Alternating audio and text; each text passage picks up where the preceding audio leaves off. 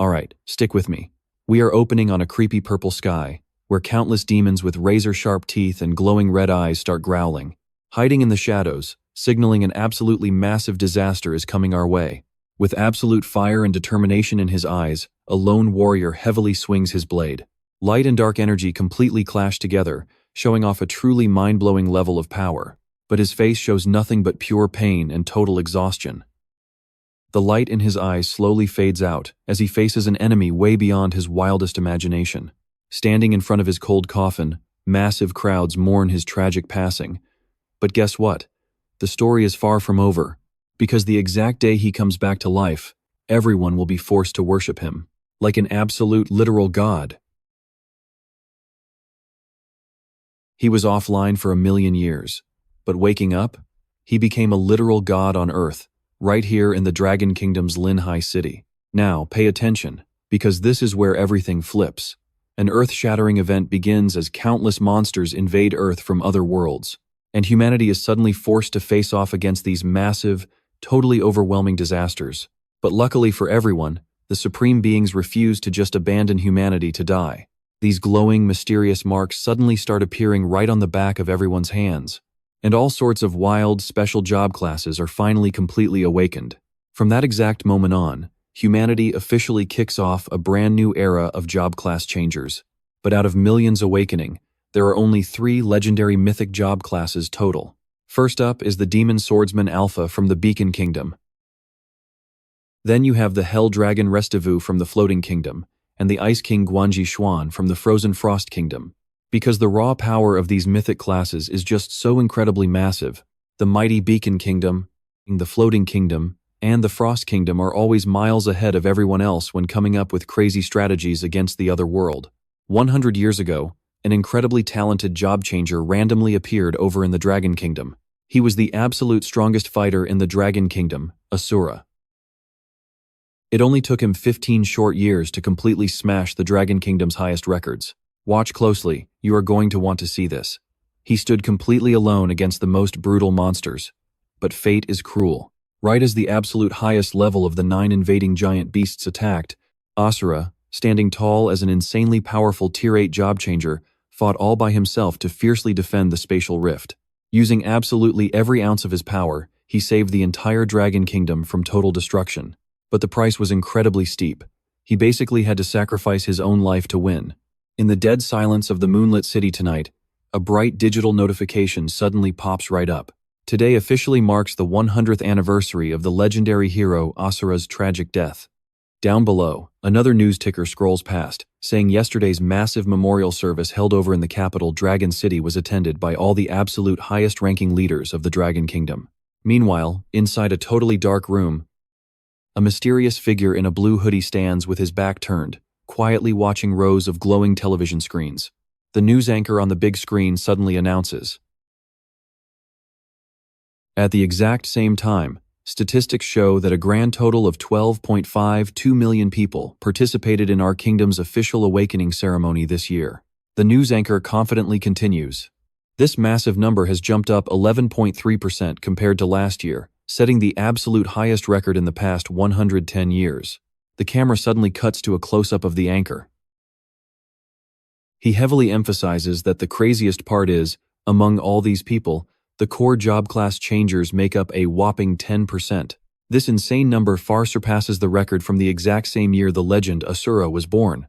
No, actually, before he even finishes his sentence, a massive blinding bolt of lightning randomly crashes down across the city sky. Bold text flashes right across the screen.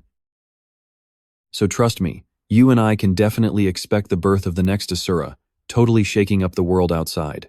Alright, stick with me. You and I are about to watch an insane reincarnation story start right in this simple bedroom. Suddenly, deep inside his mind, a mysterious, glowing, deep blue space materializes out of nowhere. Floating words begin to appear, glowing sharper and clearer. A parallel world. And finally, a massive system announcement drops. The gates to a parallel dimension are about to rip wide open, yet the dark-haired boy remains completely fast asleep. The strange system call keeps echoing loudly through his deep subconscious mind. Attention all class changers, please prepare yourselves right now. The urgent message loops one more time. The massive doors to a parallel world are on the verge of opening. Instantly, the sleeping boy snaps his eyes wide open. He completely panics as the robotic voice finishes right in his face. "Attention class changers, please prepare yourselves immediately." Freaking out, he bolts straight up in his bed.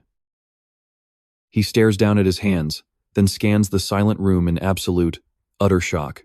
He mutters to himself, "Wait a second, wasn't I already totally dead? Now watch closely here. Where exactly is he?" Suddenly, an absolutely blinding surge of pain hits him hard. The guy violently grabs his head, screaming out loud, groaning that his skull feels like it is splitting apart. All around him, countless shattered fragments of unfamiliar, chaotic memories start flashing before his eyes. He hears completely random voices that definitely do not belong to him echoing inside. "I have awakened the prophecy talent. My vision clearly states that terrifying monsters are about to appear soon. Is that not worth looking into? Zhang Yue, your broken leg is finally fully healed. We went ahead and registered you for a civil servant job. Do not dare disappoint your parents now. Just take him away. A poor kid who awakens a complete trash-tier talent is destined to be absolutely useless for his entire life. I am so sorry for being such a terrible brother. I cannot save you, and I cannot even save my own pathetic self." The boy collapses, gripping his aching head, desperately wondering whose messed up memories these actually are. After the brutal headache fades, the scattered memory fragments finally merge together into one clear picture. Tula, now trapped in this brand new body, raises his hand and stares at it in absolute pure disbelief. He mutters deep in his mind, his inner voice still shaking from the massive shock. "I literally never would have thought." He sits on the creaky bed, staring around the incredibly run-down room. His mind slowly accepts the wild truth, his voice dropping heavy with complicated emotions. We both see it now. He reincarnated 100 years later into someone sharing his exact name. He recalls the awakened talent of this weak body and heavily sighs. A summoner class? No wonder he struggled. The tragic memories of this physical vessel keep rushing to the surface. In them, the image of his past self, Tula, appears looking majestic beside his battle beast. A strategic thought crosses his mind. The summoner class completely relies on their tamed beasts to do the actual fighting for them. Aside from leveling up their own power, they absolutely cannot ignore their pet attributes. Another sharp line of tactical analysis quickly follows that thought. Someone already did the hard math. And to raise a truly powerful summoner, you basically need enough insane wealth to buy out an entire kingdom. So, for an average person, awakening as a summoner is definitely not good news. It is a financial death sentence. A deeply depressing memory surfaces, the grim image of a spilled bottle of sleeping pills scattered across the floor. A voice echoes in his head, perfectly summarizing the tragic, short life of the previous body owner. Zhang Yue, a completely useless young man, utterly failing at life, chose the dark path to simply end it all. Tula slowly stands up, walking over to the small mirror on the cabinet. He intensely stares at the reflection of a young guy who looks both incredibly strange yet familiar. He grips that old shirt, pride swelling up. "Trust me, you and I are going to love watching him reclaim his past glory. Let's dive into this epic system manhwa." He was Asura, the absolute strongest of the Dragon Kingdom. Throwing on a new jacket, he leaves his old host's past behind forever. He stares dead straight into the mirror. Raising his fist up, his voice is absolute, swearing an oath to Zhang Yue's remaining soul. "Since I took your body and woke up again, I will carry every single one of your burdens and all your past regrets. Time to conquer this parallel world, where the weak just barely survive. Consider this my ultimate payback to you." And right at that exact moment, a familiar old system notification drops out of nowhere. The massive doors to the parallel world are opening now. "Attention all class changers, please prepare yourselves for entry." Now watch this, a massive energy portal forms right in front of him. He stands up tall. Facing the gate, vibrant blue light suddenly bursts from both his hands. With the absolute chilling calm of a former peak ranker, he simply commands it. "Open up." A gigantic swirling vortex suddenly appears right in his palm. The roaring portal swallows him whole, sucking him straight into the chaotic void. He gets completely dragged into the storm. His feet leave the ground completely as another dimension forcefully pulls him right inside. Countless glowing blue system screens immediately pop up everywhere. A perfectly cold robotic system voice rings out. "Welcome back, class changer Asura. The system has detected that you have been completely offline for exactly 36,552 days. Several other screens flash wild warnings. Class changer Asura is now fully entering the parallel world. Your previous progress was the 9th world, and your idle offline income rate is 70 points per second. Finally, an absolutely massive number drops right on the screen. Your total alien energy reward comes out to plus 221,086,496,000 points. Another bright emerald energy vortex suddenly appears, as the system cheerfully announces a huge congratulations. You have successfully defeated the terrifying Tier 9 monster wave first, and unlocked an absolutely unparalleled mythic achievement. A tiny mystic pouch drops down accompanied by an alert. The reward you just obtained is exactly one Supreme Divine Edict. That Supreme Divine Edict bag automatically opens itself up. The system alerts him once again. Supreme Divine Edict has been auto-activated. Congratulations on receiving a permanent, absolutely insane buff.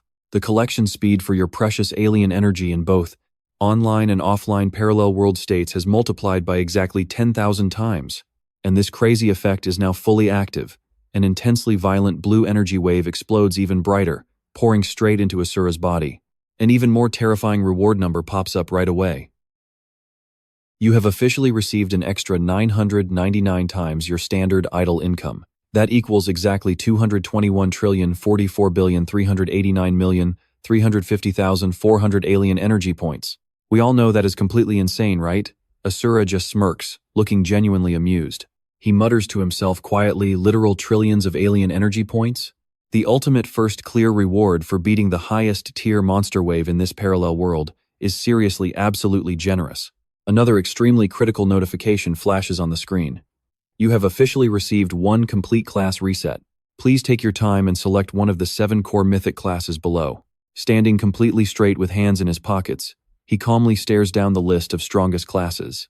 The options are Knight, Undead Knight, Warrior, Dark Swordsman, the Assassin, Night Reaper, the Monk, and Holy Priest.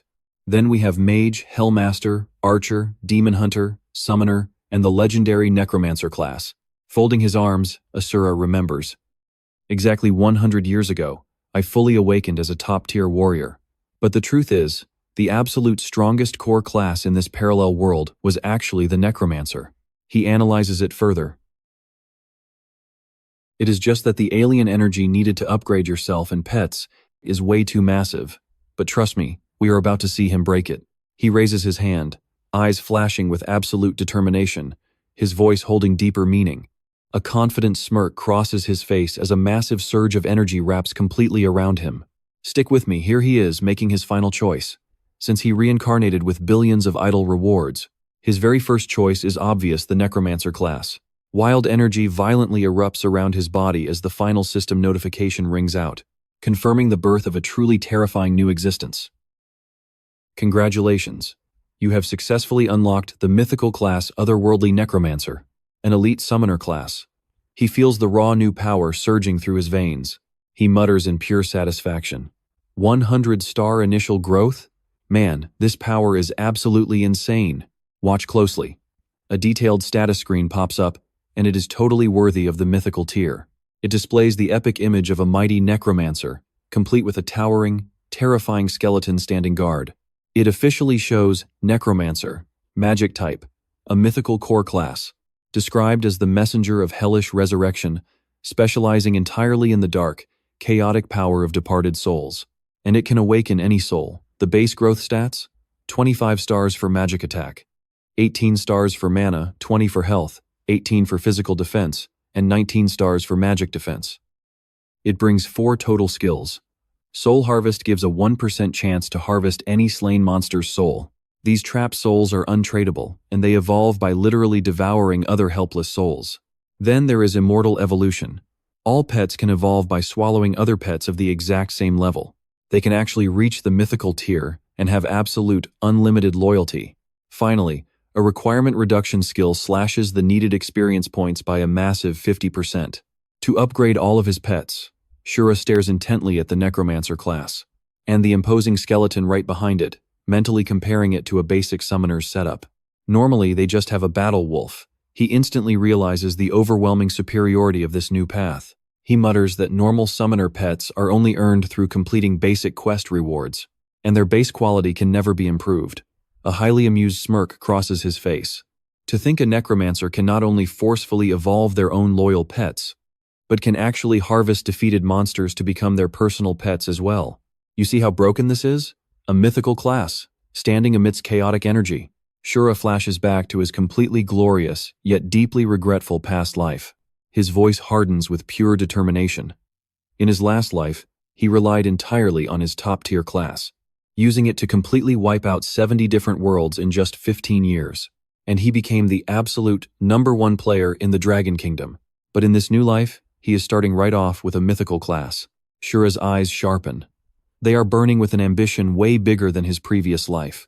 He clenches his fists tightly, swearing to himself, I have to clear every single stage completely perfectly, all the way to the final world. I will not just be the strongest in the Dragon Kingdom, but I will be the absolute #1 in the entire world. The scenery instantly shifts. Golden sunset falls over the rooftops of a completely unknown city, signaling a brand new start. Shura confidently steps right out of a blazing spatial vortex, officially setting foot in his very first world. A system welcome notification suddenly pops up. Welcome to the first parallel world, the source of nightmares. You ready for this? Another system alert quickly follows. Based entirely on your current login location, the system is now linking you to a highly secure safe zone, known simply as Apocalypse Town. The second his boots hit the ground, the system instantly delivers a gentle warning. Just a very friendly little reminder. You and I are jumping right in. Combat is locked here, but a prompt suddenly appears. Do you want to keep using the ID Tula? If not, confirm your new player name. He just smirks. Without missing a beat, he clicks no and types his new ID, 0. With that locked in, he stares out at this massive, weird city floating in midair. He makes his choice, a clear thought echoing in his mind. In this life, I am destined to completely surpass Tula, and the only thing above it all is absolute 0. All around our guy, the other newbies are totally freaking out. One girl gasps in pure shock, asking if this is a parallel world. It feels exactly like reality, which is just absolutely mind-blowing. Another confused guy chimes in, saying he thought deadly monsters were supposed to be everywhere in this parallel universe. Where are the monsters? A veteran player quickly steps up and explains, this is the safe zone, man. The real threat is outside.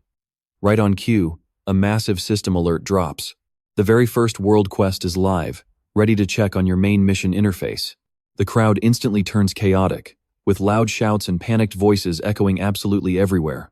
The quest started already? Anybody want to party up? Shouldn't we grab some gear first? Now pay attention to this part.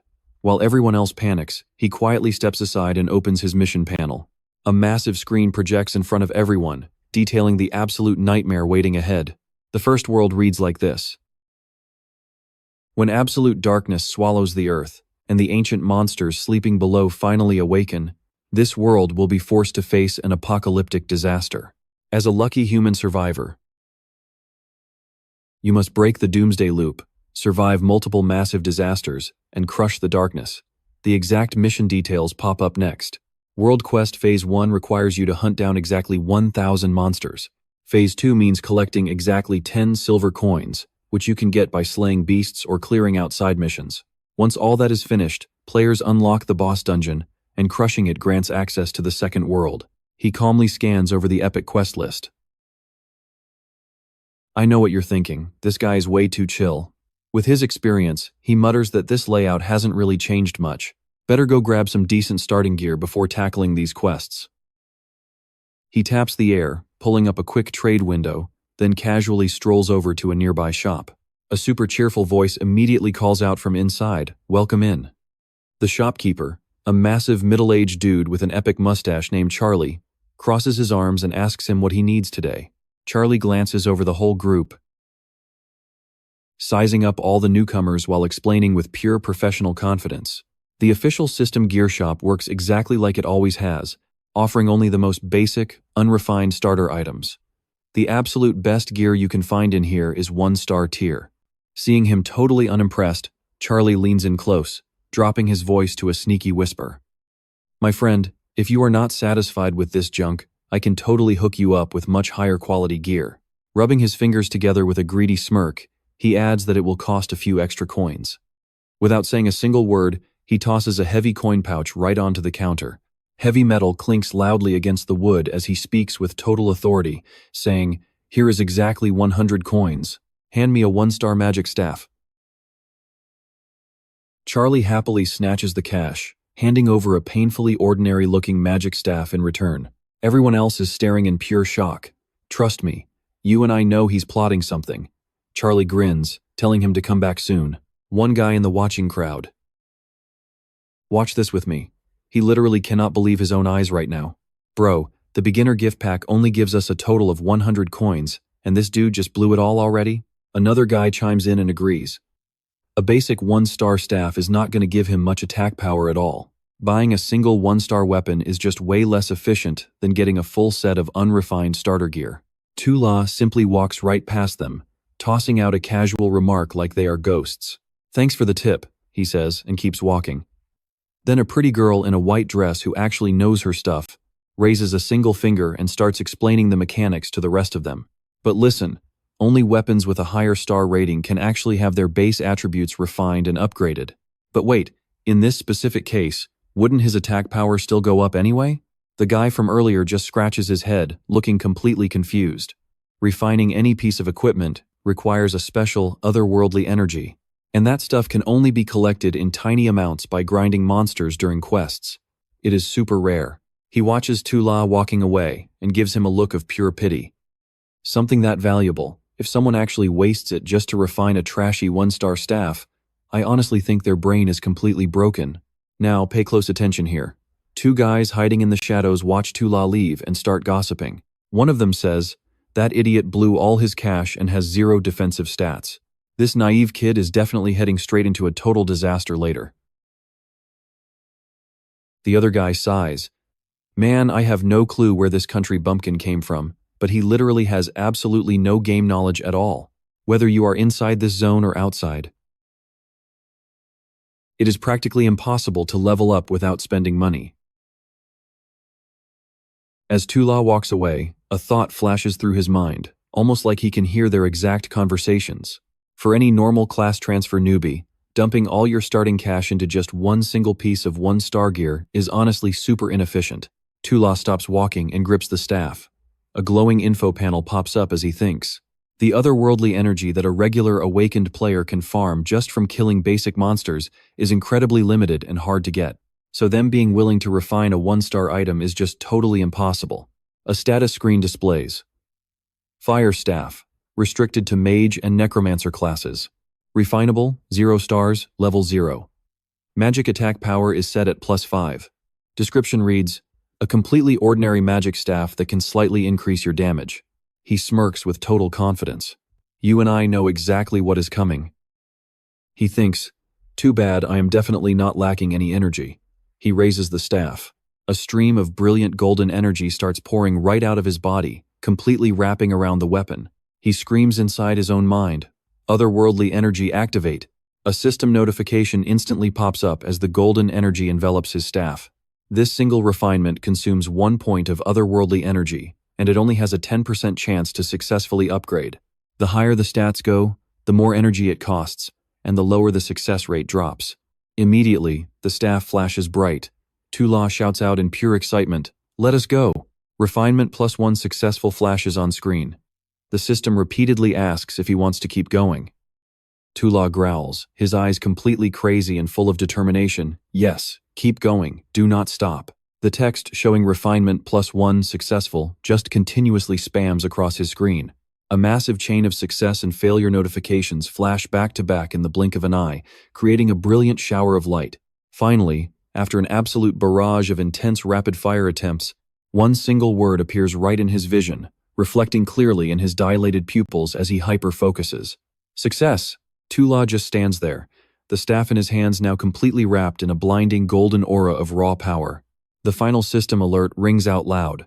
This equipment has officially been upgraded to the absolute maximum level. A detailed stat panel appears. We gotta see this. One click upgrades 132 times, burning through a massive total of 100 billion points of otherworldly energy in a single flash. System alert pops up. Congratulations, you just unlocked the gold tier Fire Dragon Staff. He stares at the completely transformed weapon in his hands, muttering in pure satisfaction. Trust me on this one, refining it 132 times at once shows the insane potential of 100 billion otherworldly energy points. The staff's brand new stat screen flashes instantly. Fire Dragon Staff, meant for mages or 5-star necromancers currently sitting at base level 0. Magic attack gets a plus 26 boost, alongside an extra plus 2 for intelligence. Special burning effect is active. Every single hit sets enemies on fire for 3 full seconds, draining away a brutal 20 health points every single second they burn. A weapon literally born from flames, guaranteeing every single enemy will burn to ashes. Shura grips the blazing staff tightly, feeling that wild, surging power radiating from within. He cracks a massive, confident smile and declares, "Battle preparations are officially complete now." He looks straight toward the safe zone exit, his eyes sharp and completely focused. Time to let the real show begin. A detailed character status board pops up right next to Shura.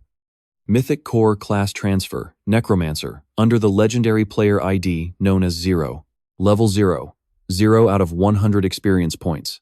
Magic Attack 56. Physical Defense 18. Magic Defense 19. 200 health points, and 180 mana. Strength at 10.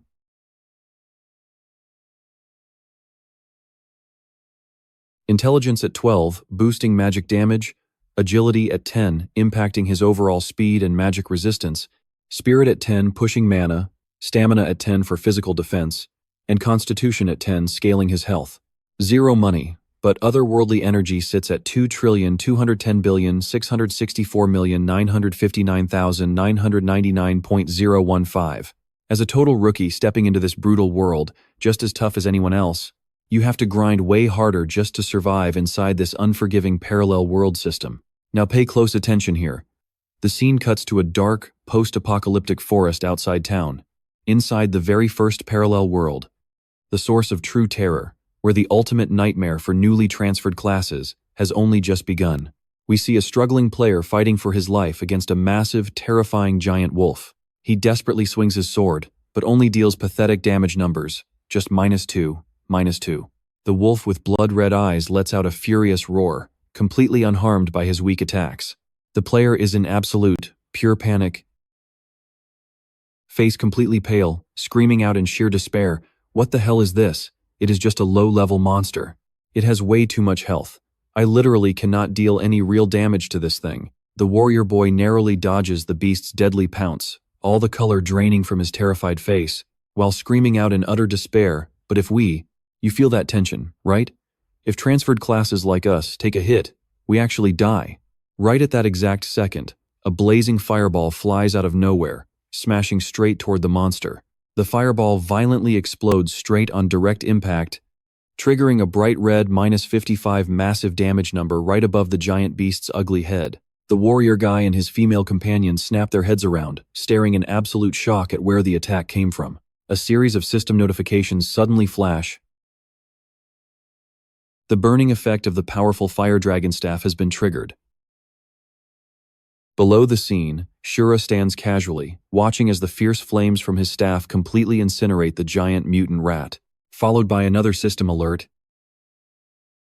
You have slain a level 1 giant mutant rat, gaining +24 experience, and +10,000 otherworldly energy points.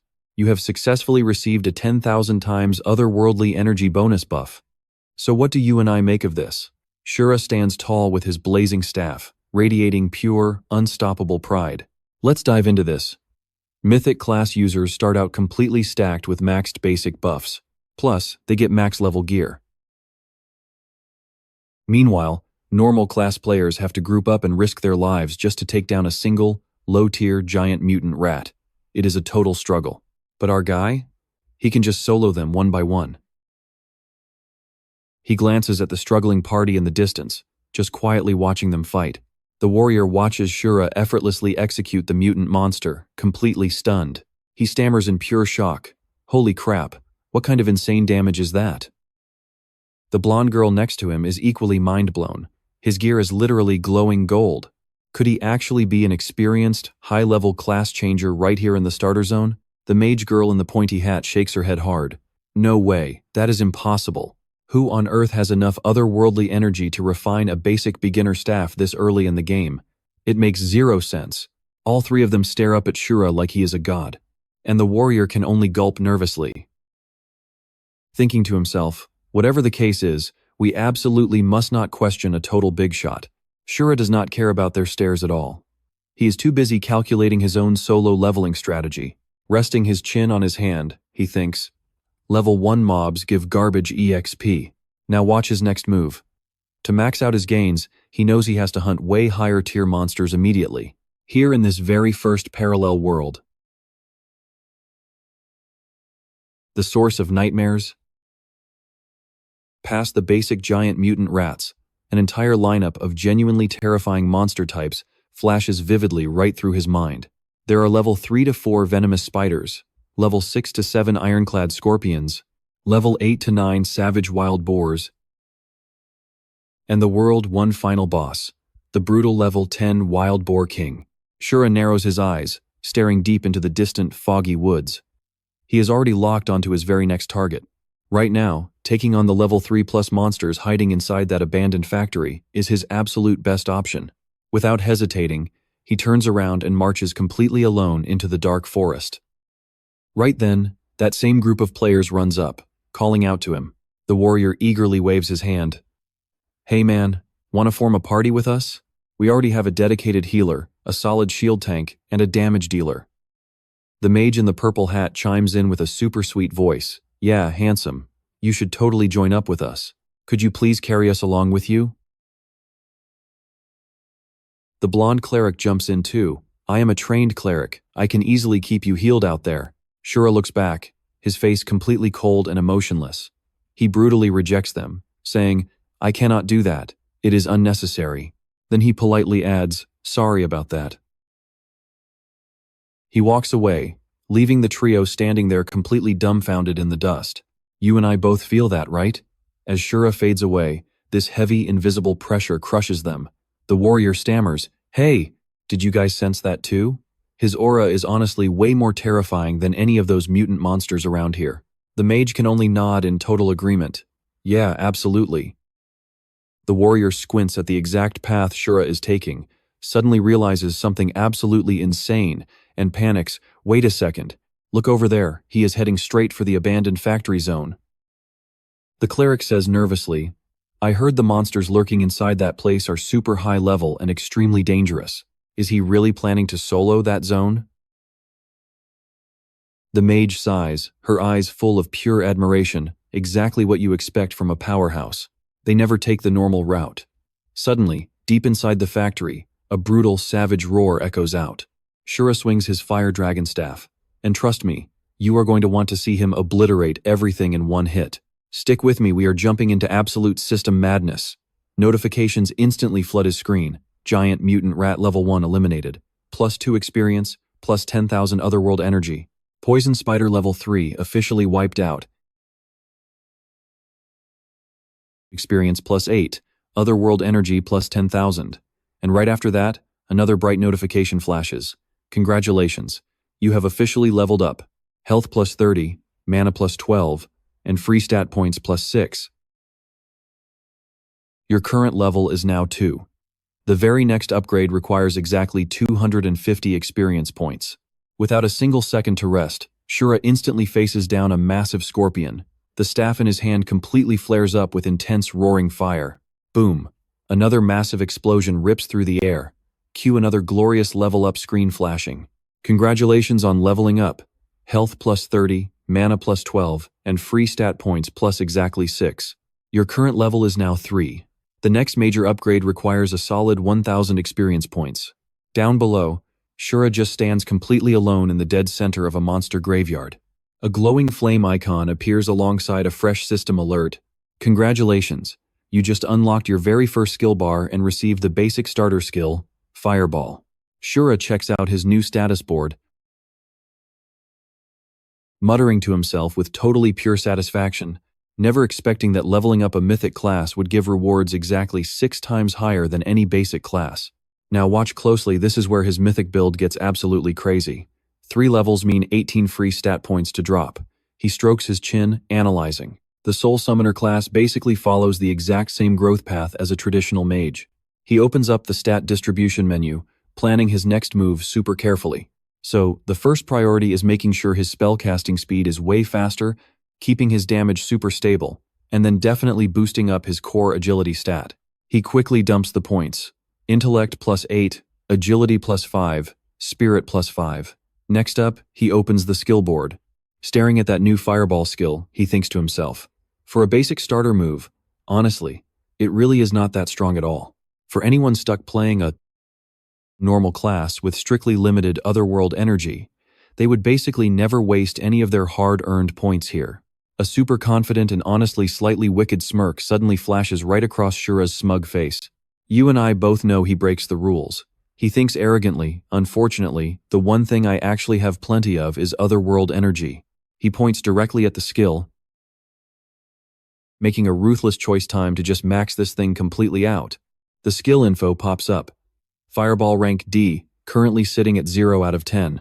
It can be upgraded, costing just 3 mana, a 3-second cooldown, dealing magic damage equal to 110% of magic attack. Critical hits trigger bleeding, draining 5% magic attack per second. And then, a massive wave of upgrade notifications just starts violently spamming the screen. 10 otherworld energy points consumed. The basic fireball skill levels up to rank D, now at 1 out of 10. Its base damage instantly increases to 112%. Another 10 energy points burned. Fireball upgrades further into rank D, and that damage multiplier just keeps climbing straight to 114%. 50 more energy points instantly gone. Then, a massive 3,000 otherworld energy points are completely consumed. The fireball skill forcefully evolves into a rank C super fireball. Damage spikes to 140%, and that nasty burn damage increases by 8%. Shura, looking like a ridiculously cute chibi, just grins widely and says, "Wow, a simple starter skill can actually hit 140% damage when it gets pushed to its absolute maximum level." The system suddenly announces the final result. Congratulations, your fireball has officially evolved into a rank, a super fireball. It has fully reached the absolute highest possible skill level cap right now. Please wait to continue any further upgrades until completely finishing your second class awakening. He checks the quest board again. His monster kill progress has officially climbed to 224 out of 1,000. He calculates the math. At this exact rate, completing the first 2 world quests practically guarantees he will hit level 8 no matter what happens. He looks forward, and trust me, you are going to want to see his wild ambition. Alright, stick with me here. Once the time is right, he's planning to solo the final boss and clear this entire first world. He lets out a soft hum, his sharp instincts picking up on something. He turns around, staring down a massive, ancient, and seriously intimidating door standing right in the middle of this ruined factory. Wondering if someone is hiding in there, he takes a slow step forward and pushes the heavy door open. Looking inside, he spots a figure slumped completely on the dirty ground. Covered in brutal wounds and torn clothes, it is actually that same warrior from earlier, Kak. A literal question mark floats above his head while Tula just stands there, arms crossed. Calmly watching Kak absolutely panic, he reads the entire situation with the cold logic of a true veteran player. Except for the tiny little detail that players actually die if they get killed. Other than that, this apocalyptic world operates exactly like a regular video game. We have got quests, deadly dungeons, and even an actual NPC sitting right in front of him. Kak stares up at Tula, his face completely twisted in pure pain and absolute despair. My wife and kids were slaughtered by those monsters. Oh, brave adventurer, please hear my plea. Could you please help me wipe out those ruthless scorpions? Right at that exact moment, a system alert pops up, triggering a new storyline. Now pay attention, things are about to get real. Do you accept the quest to exterminate the scorpions? Tula casually glances at the newly opened quest board. A faint, confident smile tugs at his lips as he thinks to himself. Most of the gear you get from these NPC quests is way better than what you would find just grinding random mobs. Since I happen to only have a staff right now, doing this quest is totally worth the effort. He hits accept, and instantly, a highly detailed information panel flashes onto his screen. Scorpion Extermination Quest Details. This is a normal tier mission set at difficulty level 10. Location is the Doomsday Factory. Objective requires you to eliminate every single armored scorpion present. and take down their boss, the armored Scorpion Emperor. Current completion progress is 0 out of 30. Number 1. Clear rewards include 500 experience points and exactly 1 silver coin, plus 300 otherworldly energy points, and 1 entirely random piece of 1-star rarity equipment. The second he accepts the mission, Tula immediately narrows his eyes in suspicion. His insanely sharp senses lock onto something completely off. He asks himself, is there some kind of hidden danger waiting up ahead? He walks right into a wide-open space completely swallowed by thick fog, with nothing but a chilling, dead silence remaining. Tula just smirks. You and I know exactly what that means. He's figured it out.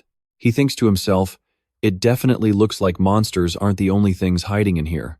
But whatever, knocking out this quest is still the absolute #1 priority for me right now. Deep from within the pitch-black shadows of an alleyway, countless glowing red eyes slowly begin to open. Tula does not even flinch. In fact, a wildly excited grin completely takes over his face. He calls out to them like he is greeting old buddies. Ah, the mid-tier monsters of this very first world. Armored scorpions, it has been a while. Then a massive armored scorpion crawls out alongside a detailed system stat panel. Target is an armored scorpion, standard physical type enemy. Its threat level is monster rank 5, health points at 290, physical attack 40, physical defense 28, and its magic defense sits right at 25. Active skill is crash armor level 4. These are heavily mutated scorpions caused by extreme environmental pollution. Rocking a brutal hard outer shell covering their bodies, they can completely tank massive amounts of damage. The system flashes a warning. The armored scorpion has officially activated its armor defense skill. Your attack effectiveness drops significantly. Tula lifts up his fire dragon staff, raw energy suddenly exploding everywhere. He screams out with absolute hype, "Let's go," and charges headfirst right into the giant scorpion swarm. His cloak violently snaps in the wind as he launches a devastating super fireball straight ahead, firing directly toward the beast. The scorpion instantly triggers its heavy crash skill in response. It lunges, but he easily dodges. Trust me, you are going to want to see what happens next. Alright, stick with me here. We are jumping right into the action as he lands perfectly, leaving a gorgeous arc of fire. Boom! The fireball explodes with insane force, instantly wiping out the monster as a system notification pops up. Level 5 armored scorpion killed. Experience up by 15, and otherworld energy jumps up by a massive 50,000 points. Tula leaps back, landing softly on some rubble. He quickly analyzes it. The super fireball is incredibly strong, sure, but it absolutely drains his mana. He keeps fighting, pulling up crucial memories from his past life. He remembers perfectly. Once the normal armored scorpions are killed down to a specific threshold, it forcefully triggers the early, terrifying spawn of the armored scorpion emperor. Right on cue. Now watch closely. This is where it gets wild. Massive, blood-red eyes light up from the deepest, darkest shadows. The colossal armored scorpion emperor bursts straight out of the ground, letting out an earth-shattering, deafening roar. Tula smirks with pure hype. It is finally here. He stares down the massive boss, feeling his mana levels running dangerously low. He tells himself he has to slay this giant beast before his mana completely bottoms out to 0. Gathering every last drop of his energy, he roars. Super fireball skill. A massive pillar of roaring flames erupts from the ground, entirely engulfing Tula. As he launches high into the air, the huge fireball violently collides with the Scorpion Emperor. Tula clicks his tongue. That devastating attack only managed to leave a tiny scratch on the boss's armor. Its shell is thick as ever, he mutters. Then, in a flash, he dodges a deadly tail whip from the monster. Hitting the ground, his eyes immediately lock onto a tiny gap in its heavy armor.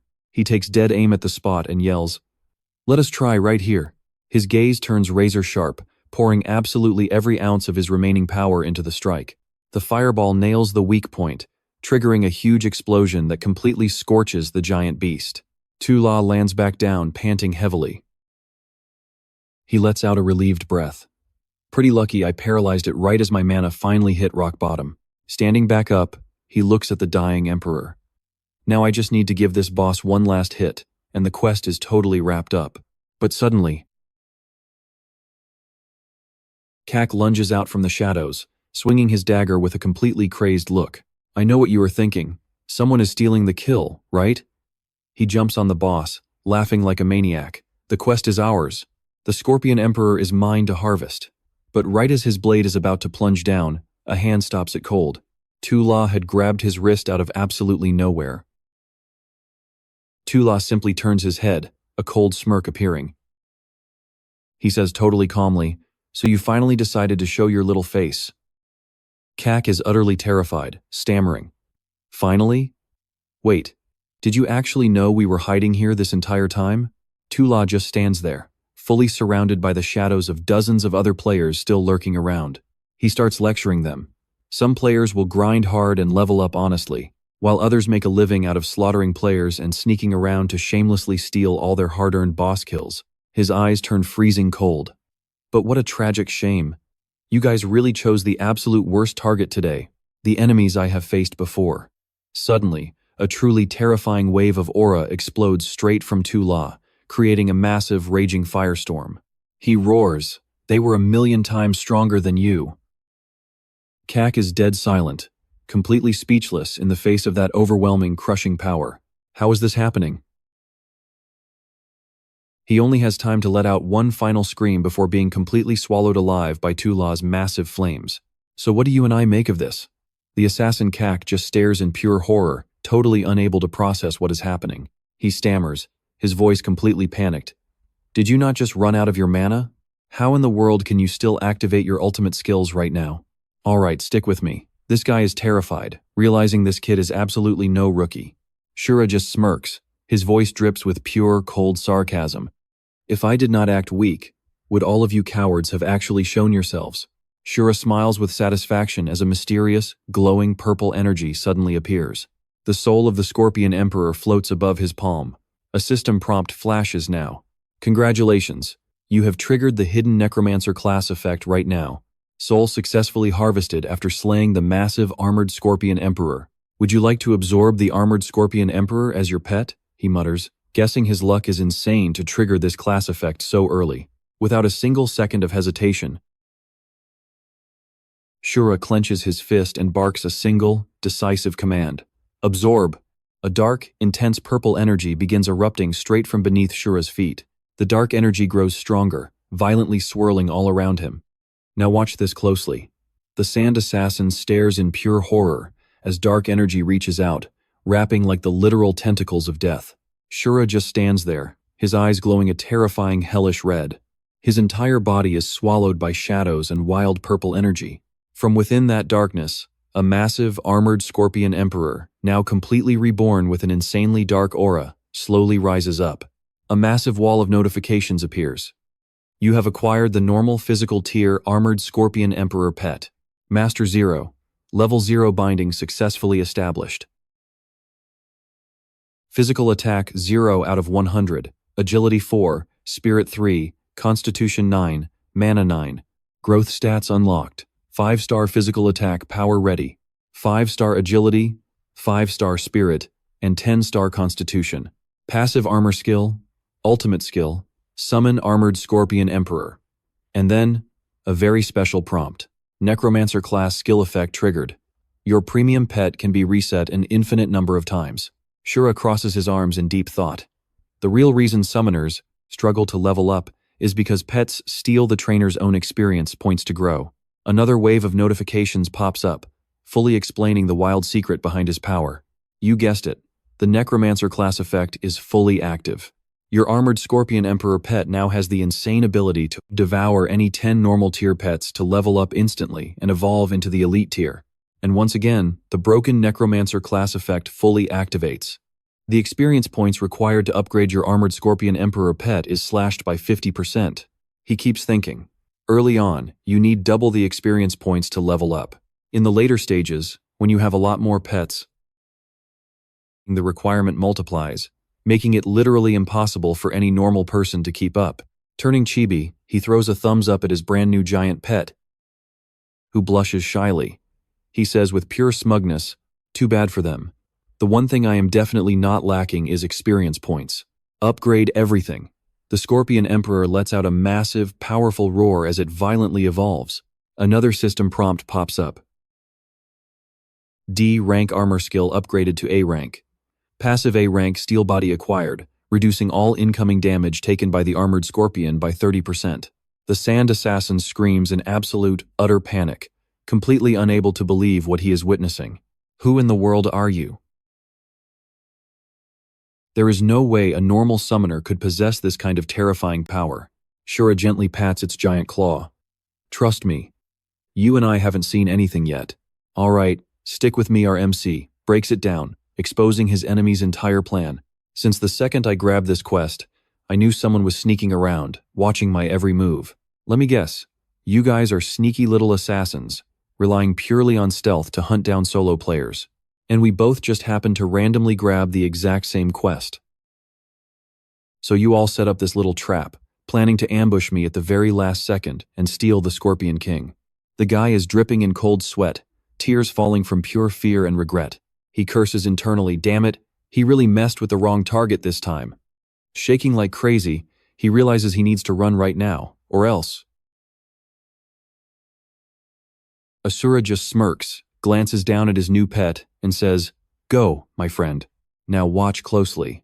Let's see your real power." A massive whirlwind kicks up, and this guy completely bolts for his life.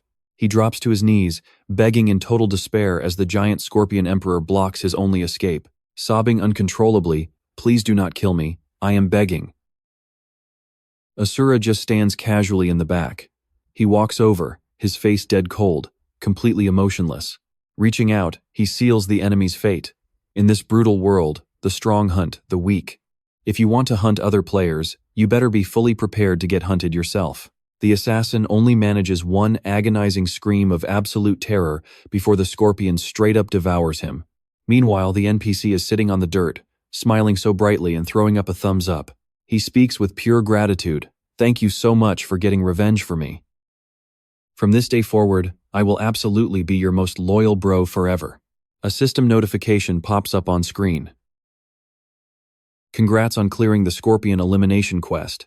Experience plus 500, Silver Coin plus 1, Otherworld Energy plus 3 million. You received the Magic Necklace equipment. Congrats on getting armor boots. Asura checks the level up screen right in front of him. Congrats on leveling up. HP plus 30, mana plus 12, free attribute points plus 6. Your current level is 4, 2,000 experience required for the next level up. We both love this part, he mutters. Let's see what these drops are. 2 equipment info panels suddenly pop up. First up is a 1-star magic necklace. For all classes, needs level 4, and it is refinable. Bonus stats mana plus 5. The other is 1-star armor boots for everyone. Refinable, bonus physical defense plus 7, and bonus magic defense plus 6. Chibi Asura looks super thrilled checking out these 2 new items. He thinks to himself, this is literally exactly what I needed right now. A mana-boosting item dropping right when I am running incredibly low on my mana. Upgrade everything right now. 2 upgrade notifications instantly trigger back-to-back. Max upgrade activates 125 times, costing 2,499 Otherworld energy. Congrats on receiving Sanctuary Gold tier equipment. The Magic Source. Max upgrade triggers 158 times, spending 2,985 Otherworld energy total. Congrats on getting Gold tier armor. Hero Protection. Asura stands totally confident. Gripping the newly upgraded necklace, he speaks with absolute satisfaction. With both these items, my armored Scorpion Emperor and I can hit level 5 way faster. He swipes through the info panel, plotting out his next big moves. The second he steps back into the Doomsday Town, a massive alert flashes across the sky. Trust me, we need to read this regional announcement. All right, stick with me. A huge announcement just dropped for all Doomsday Town players.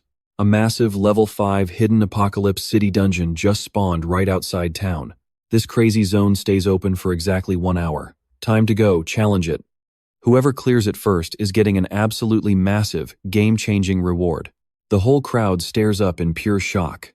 Someone yells, "A level 5 dungeon?" Tula turns toward the dungeon gate, thinking, that is not too far. With his current power level, he is absolutely certain that first clear reward is his. He grips his necklace tight, his eyes flashing with raw determination and wild ambition. A detailed stat panel for his pet suddenly pops up on the screen. Armored Scorpion Emperor. Defense type. Currently sitting at normal rank. Bound to Master 0. Level 0. Experience is 0 out of 100. Physical attack 2. Physical defense 4. Magic defense is at 3. Health 80. Mana 90 total.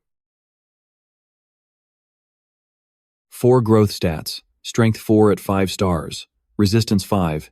Hitting 7 stars. Secondary resistance 5 at 6 stars. Endurance 8. Hitting 10 stars. Spirit 3 at 3 stars. Loyalty is 100. Each death permanently drops loyalty by 10. Hit 0, and this pet completely rebels. D. Rank passive armor skill, level 0 of 10, cutting incoming damage by 5%. Description: this armored scorpion emperor specializes in heavy defense, guarding its master up front. Over at the gate, some player is yelling out, "Hey, anyone want to team up?" Rumor has it that the massive rewards for a first clear are completely insane, and you could easily make a total fortune. Now here is where things get tense. Going in at our level is pure suicide. We would literally be throwing our own lives away for cash. The guy just shrugs and fires back. Well, that is exactly why we need a team. Tula walks quietly toward the gate, hands in his pockets, noticing how many people want in. Suddenly, a huge muscular arm shoves his shoulder hard, and a super arrogant voice barks, "Move!" A rich-looking group strolls right past him, led by a guy in flashy golden armor. A total lackey clears the path, saying, "Right this way, Guildmaster." That rich kid, Lu Yao, glares at Tula with absolute disgust. He thinks, "Who does this guy think he is?" Someone whispers, "Wait, you do not know?"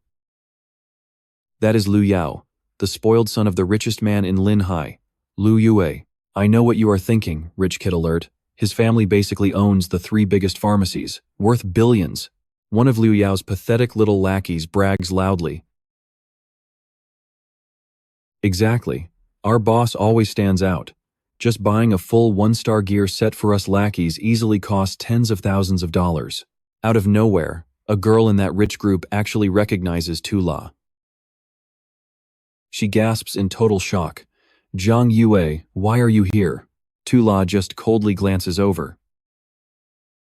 Memories from the original body owner flash by. This exact girl brutally dumped him to go chase a rich guy. He thinks to himself, the ex-girlfriend of this body. Her name is Lin Yue. Lin Yue steps up, giving Tula a completely nasty, condescending look. She smirks and says with heavy sarcasm, "A trash normal summoner like you, who literally cannot even afford to pay your rent, surely is not planning to enter a level 5 dungeon?" Tula stares right back, completely cold. "Is there a problem?" Lin Yue is stunned. "You will love what happens next." Let's jump in. She's completely furious and confused. What is his actual deal? Shouldn't he be begging on his knees for another chance, just like always? She quickly puts her arrogant mask back on, grabbing Lu Yao's arm tightly. Her voice is super sweet, but totally dripping with venom. "Only strong men like my Yao are actually qualified to clear this secret dungeon. Trash, like you shouldn't be having such wildly delusional thoughts right now." Lu Yao pats her head, smirking proudly as Lin Yue whines, "Oh babe." Getting dumped really sucks, doesn't it? He shoots a mocking side-eye at Tula. Honestly, people need to know their place. Clinging to the past is just totally pointless. Tula looks completely bored out of his mind. He replies coldly, "To me, she is literally just an old, worn-out shoe. Take her if you want. As for the secret dungeon, the ones having delusional thoughts here are actually you guys." Lin Yue totally loses it, pointing her shaking finger at Tula, screaming loudly, "Zhang Yue, what kind of garbage are you saying?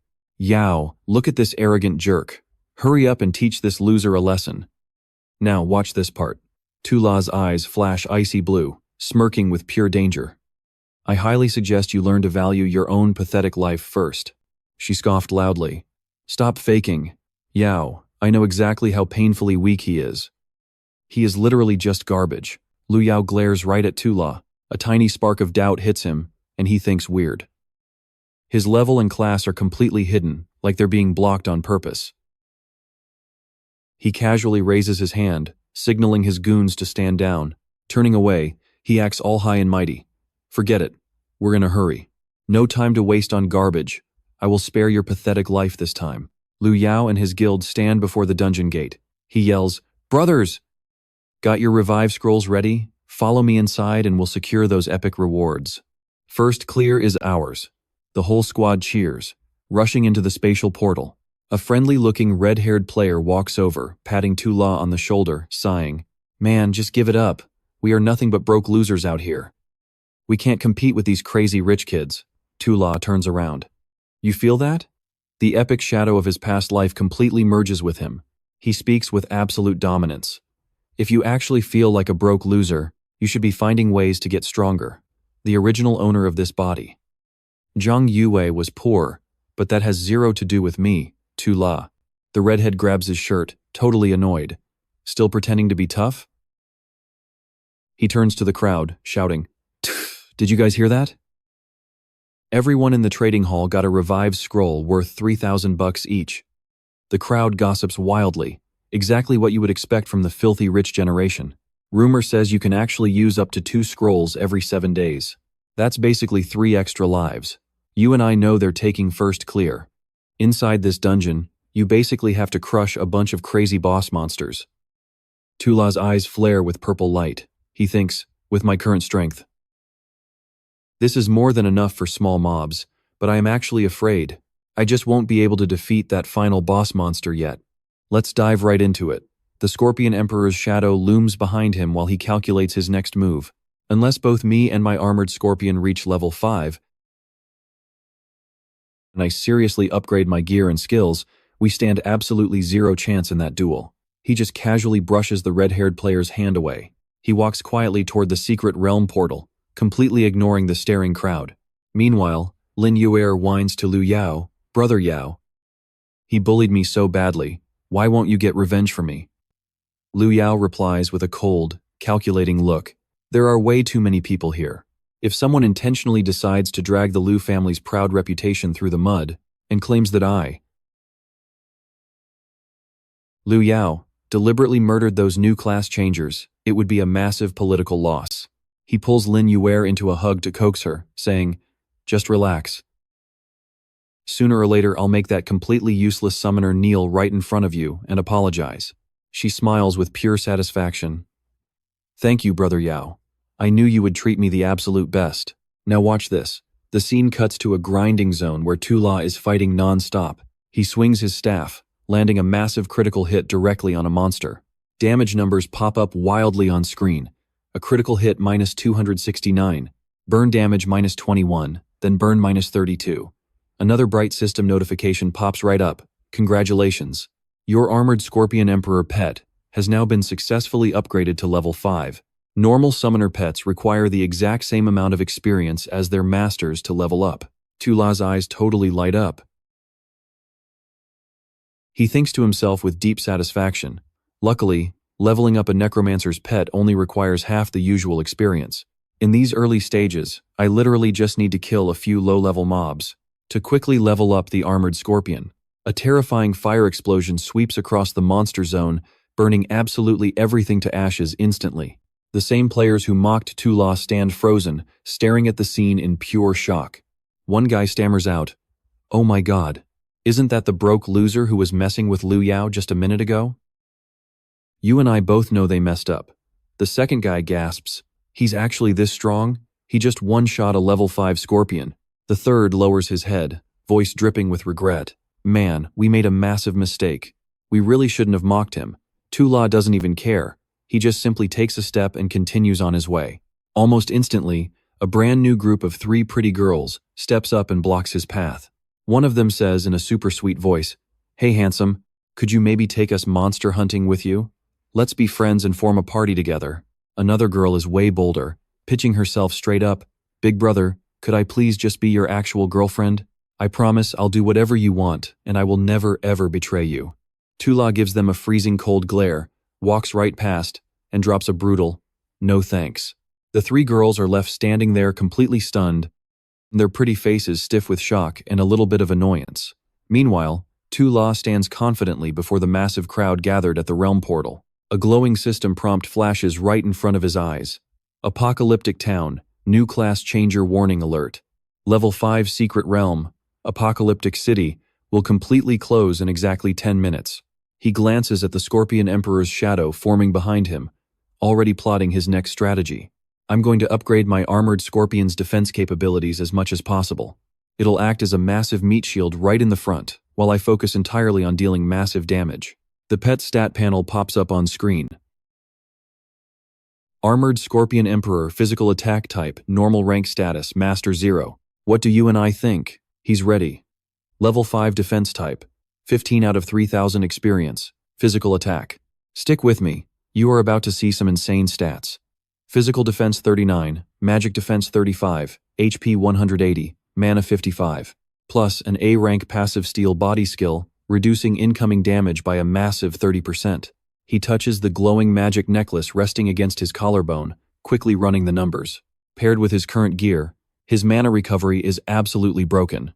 This means his fireball skill basically becomes a rapid-fire machine gun, totally maxing out his monster-clearing efficiency. Tula turns around, confidently striding right toward the swirling dimensional portal. 10 minutes is more than enough, he declares. Meanwhile, inside the dungeon, the scene is just pure, chaotic hellfire. Lu Yao is completely battered, grinding his teeth in absolute rage. Damn it, he curses. I was so close. Just a little more, and that Scorpion King was dead. A lackey next to him is visibly shaking with fear. Guild leader, that is a level 7 Lord Monster. We are just a bunch of level 2 class changers. We only came here to make up the numbers. Exactly, another guy chimes in, panicking. Brother Yao, the monsters in this secret realm are way out of our league. The three of us need to prioritize our own lives right now. Yeah, we should pop our return scrolls immediately and get out of here. We need to leave before those monsters catch up, otherwise we are totally dead meat. But just as Lu Yao is about to crush his scroll, he freezes, suddenly sensing a strange presence nearby. Now watch this. The whole group looks up at a high cliff, spotting a lone figure standing tall. Is someone else here? A lackey stammers. And then, the glowing light finally reveals the mystery guy's face. Lu Yao yells in pure disbelief. You again? He glares at Tula, who is just standing there completely unbothered. Trying to save his shattered pride, he sneers. You are only level 5, you pathetic loser. Are you really not afraid to die? Tula just answers with a mysterious, cocky little smirk. That smirk is like pouring gas on a fire. Lu Yao completely loses it. What are you smiling at? I am going to teach you a painful lesson you will never forget. A subordinate quickly jumps in to stop him. Calm down, Brother Yao. A broke loser like him definitely cannot afford an expensive return scroll anyway. He is going to die. Another guy panics. Guild leader. That monster is catching up to us right now. We really need to get out of here. Lu Yao shoots Tula one last death glare as his own body starts fading away. Bathed in the teleportation light, he screams out one final, bitter curse at him. You arrogant idiot, overestimating yourself. It is better if you just die miserably in this secret realm. That saves me the trouble of ending you myself. Let that sink in. They run away, and immediately a system prompt pops up for Tula. Welcome to the level 5 secret realm, Apocalyptic City. A new realm quest is officially issued. Eliminate the Realm Guardian, the Armored Scorpion King, a level 7 physical type Lord Monster. Tula lets out a huge sigh of relief. Finally gone, he mutters. Now I do not have to put up with those annoying crybabies anymore. Suddenly, the ground beneath his boots starts violently shaking and cracking wide open. A massive, terrifying scorpion tail bursts from the rift. Tula holds his ground, calmly stating, Here it comes. The gigantic Armored Scorpion King fully emerges, followed by its stat panel. Armored Scorpion King. Physical type. Level 7 Lord Monster. It has a physical attack of 80 and physical defense of 55. Magic defense 50, HP 1240. Signature skill, Armored Collision. Tula summons his own pet to the field, nodding. Exactly what I expected from the Scorpion King. He is on a whole different level from those weak minions. His health pool alone is several times larger than theirs. He gives the attack order to his pet. Let's go. The two giant scorpions aggressively charge at each other. A deafening metallic clash echoes out. Tula's pet takes a brutal direct hit, losing 22 HP instantly. You and I know what happens next. Tula just stands back, completely trusting his shield. Stick with me here. His Armored Scorpion's gear and skills are looking absolutely top tier today. Even a level 7 Lord Monster cannot manage to take this absolute beast down. He swings his magical staff, launching a massive super fireball straight at the giant enemy boss. The attack lands critical damage, dropping -206, plus an extra -20 burn damage on top. Another -25 burn hits hard. The Scorpion King roars in pure agony, violently staggering backward. Tu-La confidently stands on his pet's back, mercilessly raining down continuous attacks on the huge struggling boss. He focuses his raw energy. Eyes completely glowing, he preps a crazy combo sequence. A relentless, heavy storm of explosive fireballs violently blasts into one specific weak spot on the desperate boss's thick outer armor. The monstrous beast lets out one final deafening roar. Black blood spews heavily from the fatal wound as it desperately thrashes around in complete agony. Even though it is heavily injured, it stubbornly tries to stand up. But finally, the giant monster crashes down to the dirt, lying completely lifeless. Tu-La just stands over the massive boss corpse. Bright lightning flashes right behind his back, and he just casually mutters, "Easy." Then, a glowing system alert suddenly pops up. Congratulations, Class Changer 0, for officially getting the very first clear of the apocalyptic city secret dungeon. You have successfully received a Black Iron Tier Secret Scroll +1. Now pay close attention here. Out in the main square, a huge announcement leaves all the normal players totally stunned. Wait, someone actually already cleared it? Two random players drop their jaws in shock. Who exactly is this Zero? Just how insanely overpowered is this guy to actually clear a level 5 secret dungeon right now? Another group starts talking and freaking out right away. Everyone else is only level 1 to 3, right? The terrifying guardian monsters in that level 5 dungeon are supposed to be at least level 6 to 7. How in the world did he manage to kill them? Meanwhile, over in a quiet corner, Lin Yue is busy treating a badly injured Lu Yao. He looks up and asks her suspiciously, "Could that crazy server announcement have popped up just a few minutes after your loser ex-boyfriend went inside?" Lin Yue instantly brushes it off, looking completely crazy. That is totally impossible. You saw it with your own eyes too. He had his player tag completely hidden, and did not even have a single pet by his side. How could one solo guy possibly defeat a brutal level 7 monster entirely on his own? Lu Yao mutters thoughtfully. That is true. There definitely had to be a bunch of other people involved. Looking closely down at a massive battle crack on the floor, he finally concludes his thoughts. You and I both know whoever managed to kill the Scorpion King is definitely not normal. Turning sharply to his loyal subordinates, he barks an order. I want you guys to track down this mysterious player named Zero immediately. Literally no matter the cost. Make him join my Supreme Guild and force him to work for me. The entire group completely agrees and responds, Yes, sir. A highly detailed info panel for the recently defeated monster boss suddenly pops right up. Physical Armored Scorpion King, a tough level 7 defense-type Lord monster. Base attack power is sitting at 80. Exactly 80 physical attack damage. It also has 55 solid points of pure physical defense endurance, 50 magic defense endurance, 1,240 total health stamina points, and absolutely 0 mana. Number 1. An active collision skill that boosts overall damage by 5%. Deep details show this boss looks incredibly tough outside but is soft inside, likes damp darkness, and absolutely hates hot temperatures and bright light. Tu-La stands perfectly still among a massive, glowing sea of epic boss loot. He mutters to himself, a Lord monster's drop rate is definitely way higher than those regular mobs we usually fight. There are gold coins, some cool equipment blueprints, but the most important thing here is this scroll. He casually picks up the rare scroll, and an info panel flashes. A level 5 secret scroll, sitting at Black Iron Tier quality, and it consumes 1,000 alien energy points to fully upgrade to the Bronze Tier. Open this up, and trust me, we are totally guaranteed plus 5 silver coins and a brand new, highly lucrative bounty mission. Alright, you and I are about to dive into this. Asura checks a virtual forum going absolutely crazy over a secret scroll. The messages are blowing up non-stop, flooding the screen. Oh my god, in the 4 years since Parallel Worlds dropped, this legendary secret scroll has only appeared 10 times total. In the very first world. Ultimate Warrior types. I am willing to pay top dollar for that secret scroll. DM me right now if you see this. Sword Dance says, this secret scroll is great. Unfortunately, the tier is just way too low. Flying Bird asks, do you guys even realize how insane the rewards are for the missions inside the secret scroll zone? Bright Star begs, bro, $3,000 bucks. Please just sell it to me. We can discuss this more. Asura simply scoffs at them. A secret scroll can be fully upgraded for just a few $1,000. He confidently commands his system, one-click upgrade right now. A massive flood of notifications pops up as the scroll levels up, glowing brighter and brighter. 1,000 alien energy points have been consumed completely. Congratulations on successfully upgrading your epic secret scroll to bronze tier. 2,000 alien energy points have been consumed. Congratulations, you have upgraded your secret scroll straight to silver tier.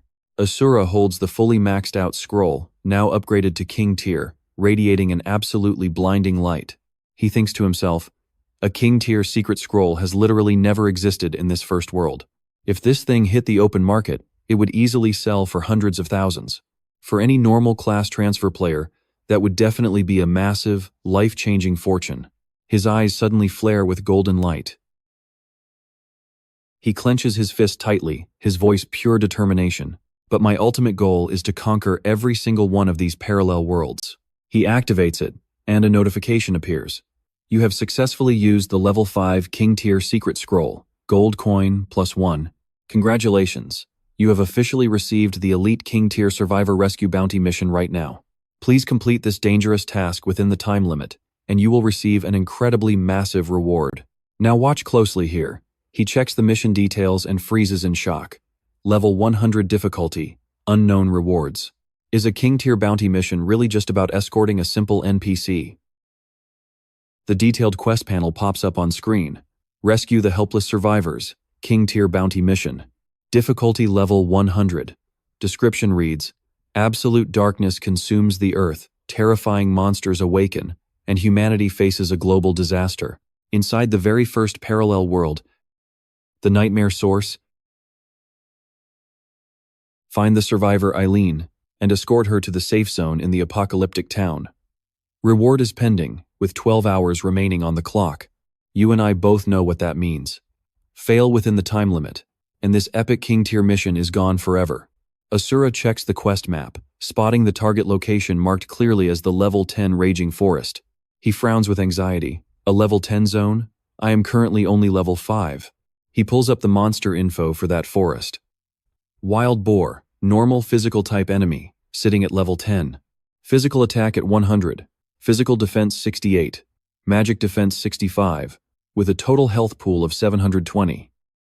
Main skill, level 4 Brutal Charge. The details warn, a wild boar in full rage mode should absolutely never be provoked up close. Please consider very carefully whether your body can survive a direct 500 kilogram physical impact. He thinks, plus these wild boars always travel in large packs, making them an absolute nightmare to fight head-on. He stares intensely at the dense woods, deciding to forget the worries. Let's just go find Eileen first. Inside the forest, a crying girl with twin tails is sprinting from a massive boar. That is where we leave it, trust me. You will want to see what happens next. Wah, please stop chasing me. Alright, you and I are jumping right into the chaos. A massive fireball blasts in, blocking the boar. The deafening explosion and furious roars echo all the way through the dark forest. And just like that, Tu-La appears, holding the terrified little girl in his arms. She looks up at him, trembling. Mister, did you just save me? He gives a short nod. Yeah. Right on cue. 2 system prompts pop up. Survivor Eileen located. And a countdown 10 hours left on the clock. That wild boar from earlier? It lets out an absolutely furious roar and charges right at them. Tu-La's eyes narrow sharply as he mutters, is this wild aggression tied to the quest? The second we found Eileen, every boar in this forest started acting completely unhinged. Another massive boar lunges straight for them. Holding Eileen tight with one arm, Tu-La hurls another fireball with his free hand. Direct hit. It deals -123 damage, plus a nasty burn effect stacking -20 and -15. The perfect damage combo. But watch closely, because things get wild here. A massive horde of boars surrounds them. Tu-La stares at the monsters, cold sweat dripping down his face. These things are ridiculously tanky. I am a mythic class with a gold tier staff and an A-rank fireball, and I still can't wipe them out in one shot. Insane. He glances at the trembling girl in his arms. If Eileen dies right here, this whole quest is a complete failure. Left with zero options, he shouts, "Armored Scorpion, get out here and defend us." His massive pet materializes in a flash, letting out a dominating roar as it shields them from the incoming horde. The beast charges straight into the wild boars, fighting like an absolute tank. Tula stands safe behind his heavy shield, eyes burning as he preps his most devastating skill. He yells, "Super Fireball Skill!" A colossal sphere of pure flame blasts forward, instantly wiping out several of those annoying boars. The system immediately chimes in. You killed a level 10 wild boar, plus 40 experience points, and plus 100,000 otherworldly energy. Nice gain. Seeing the massive damage, Tula turns to his faithful pet and yells, "It is actually working! Keep pushing, Armored Scorpion. Slice up a few more of these and we will definitely level up." A chain of explosions rocks the forest as kill notifications spam his vision continuously. After a brutal fight, Tula is visibly panting and totally exhausted. His mana bar is completely running on empty. Eileen nervously asks, "Mister, are you okay?" He turns back, forcing a reassuring smile for her. "Do not worry, I will definitely get you home safely. Now I know you didn't see this coming." A boar slips right past the defense, popping a brutal charge skill straight at Eileen. She screams in pure terror. Without missing a single beat, Tula dives in to shield her. He literally fires off a super fireball at point-blank range just to knock the monster back. The fireball detonates violently, erupting into an absolutely massive sphere of blinding, explosive light. The boar gets pushed back, roaring aggressively. Tula slumps down onto the dirt, completely gasping for air.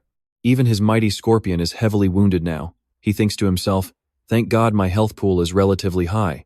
Otherwise, I would have been instantly one-shot by a random wild boar ramming into me. The armored scorpion cannot hold out much longer either." I never imagined a simple bounty quest would be this insanely difficult to clear. But right at that moment, two glorious level-up screens flash simultaneously. Tula smiles with pure relief, sighing, "Oh, thank the heavens. I actually hit level 7 with a double level up. I urgently need to upgrade my attack power first." His status screen updates right away. ID 0. Class, Necromancer. Core tier, Mythic. Absolutely legendary stats.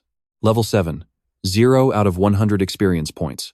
Wisdom at 126, Agility 15, Spirit 15, Stamina 10, and Constitution 10. Magic attack 164. Physical defense 18. And magic defense sitting at 19. Health 230. Mana 192. With stats boosted, he slips on the ring looted from the Scorpion King. Trust me, check this out. An info panel reveals the level 7 Lord's Glorious Combat Ring. Stick with me here. 1-star, gold attribute gear. Attack power plus 35, additional strength boosted by 3, and enemy defense penetration takes a massive 20-point hit across the board. The details? It is a ring forged straight from a Scorpion King's hardtooth, packing an absolutely incredible kill effect. Feeling this insane new power, he stands up. The staff in his hand instantly erupts into fierce, raging flames once again. He shouts out, "Fireball Skill." A massive sphere of flame shoots forward, instantly wiping out a wild boar in one clean hit. A system notification pops up, "You have killed a level 10 wild boar." Experience points plus 40, and otherworldly energy increases by 100,000. Tula, rocking that fiery hair, flashes a super confident smile and says, "Awesome. Before, it took 7 or 8 shots just to deal decent damage. But now, I can easily take down a wild boar with only 2 fireball hits." He continues unleashing an absolute barrage of brutally powerful attacks. Completely wiping out the boar herd, the forest finally returns to dead silence. Tula lets out a sigh of relief, turns to Aelin, and says, "We finally cleared out all those annoying boars. Now, as long as Aelin does not get sent back to Doomsday Town, this quest is as good as done. Now watch closely." A very familiar voice suddenly echoes from right behind them. Sounding surprised but totally mocking, "Oh, you did not die in the secret realm?" Tula flinches and spins right around. Lu Yao and Lin Yue are just standing there. Above their heads float the titles, Supreme Sun and Supreme Moon. Seeing them, Tula instantly looks extremely annoyed. He growls in frustration, "I really do not want to waste time arguing with you two. Get lost." But Lin Yue just acts cute with Lu Yao. "Brother Yao, you are a level 5 elite rocking solid gold gear. Not many newbies can even dream of competing with you right now. Hurry up and teach this guy a lesson for me. Lu Yao smoothly draws his golden sword and speaks with a heavy threat. You got super lucky last time when I spared your life, but now, it is finally time to pay up. Tu La's face goes completely dark, half covered in deep shadow, as he responds with an ice-cold tone. You want to kill me? Come get it. Lu Yao lunges forward, violently swinging his sword while shouting, Let's see what is more brutal, your big words or my blade. A brilliant golden slash flashes out, grazing right past Tu La's neck with a sharp swish. But it only drops absolutely pathetic damage numbers, a -1 and a -30. With cold sweat dripping down his cheek, Lu Yao screams in pure, absolute disbelief. How is this even possible right now? Standing right behind him, Lin Yuer's voice starts shaking in total panic, as she asks herself, that guy is literally just an unarmed beast tamer. You saw that too, right? Why couldn't Brother Yao defeat him? Standing calmly inside a vortex of fire, Tu La looks at his opponent and asks, Are you done? His voice turns completely frozen. Now it is my turn. Tu La's true insane power is fully confirmed right there on his glowing status board. ID 0, the deadly Necromancer. Mythic core tier, level 7, completely stacked with vastly superior stats. That fierce charge skill from the wild boar earlier? It drops his defense by 10% but boosts his attack by 20% for 10 seconds. Tu La holds his magic staff up high in the air. Wrapped entirely inside a massive firestorm, he stares directly down Lu Yao, who is shaking on the opposite side. Sweating bullets, Lu Yao hurriedly screams out in absolute fear, Wait!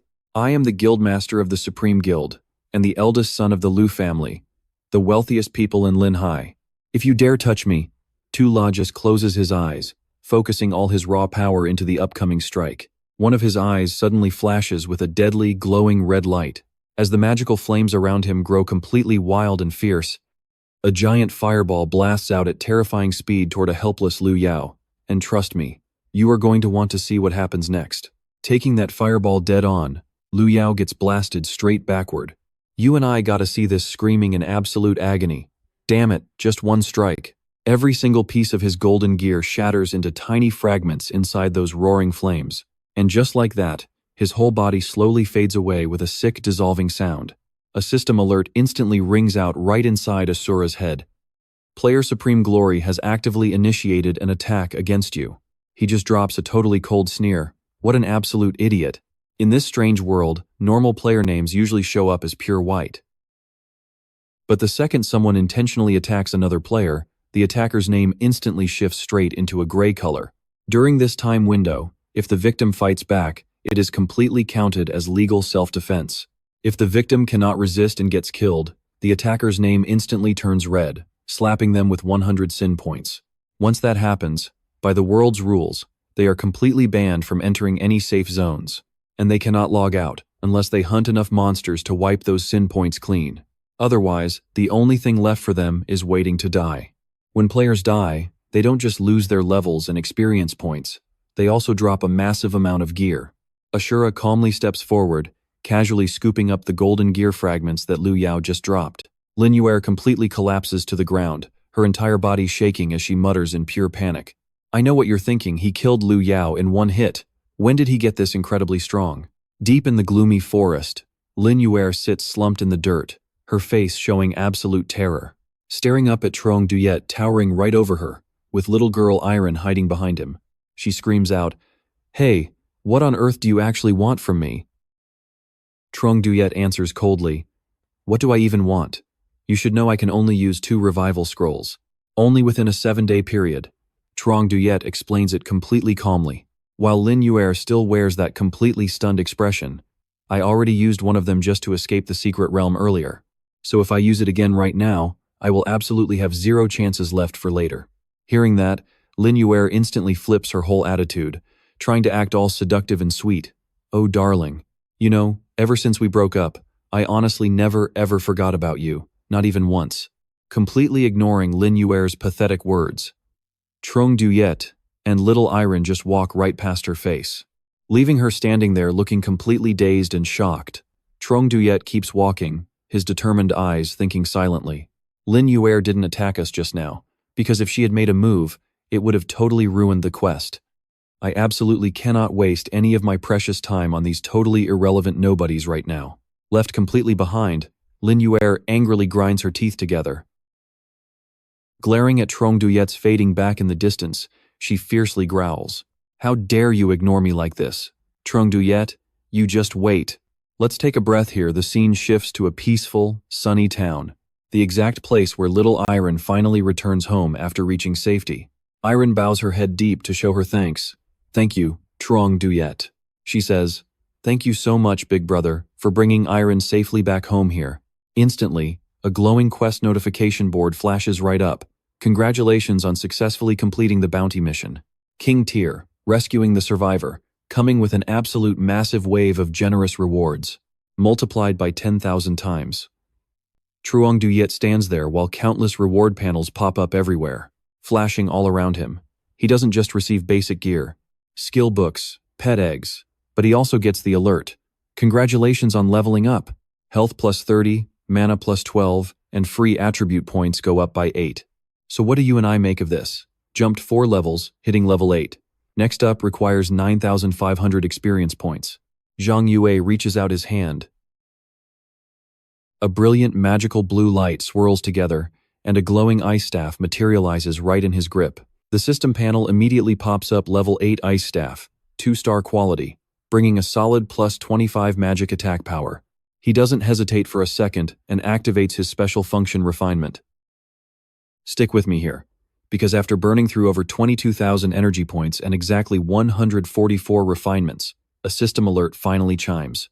Congratulations, you have successfully obtained the legendary gold attribute Frost Scepter. The weapon in his hands immediately transforms, radiating a much more intense and powerful aura. Zhang Yue flashes a totally confident smirk and thinks to himself, the higher the equipment quality, the more insane energy it costs to refine it. Luckily for him, no matter how much it actually drains, energy is absolutely not a problem anymore. Next up, he pulls out the pet egg he just scored from his quest rewards, muttering to himself, oh right, that last batch of quest rewards actually included a pet egg too. He takes a really close look at the egg in his palm, realizing it is just a basic, normal tier pet egg. He quickly pulls open his virtual inventory, which is completely stuffed with other pet eggs he casually farmed while hunting down monsters. He summons his armored scorpion and decides right then he is feeding this entire pile of eggs to his scorpion. The scorpion looks absolutely thrilled, literal floating hearts popping up all around it. System panels start spamming the screen non-stop, clearly showing the scorpion absorbing every single egg to rapidly boost its core evolution value. Finally, a massive system alert pops up. Congratulations, your loyal pet has officially evolved.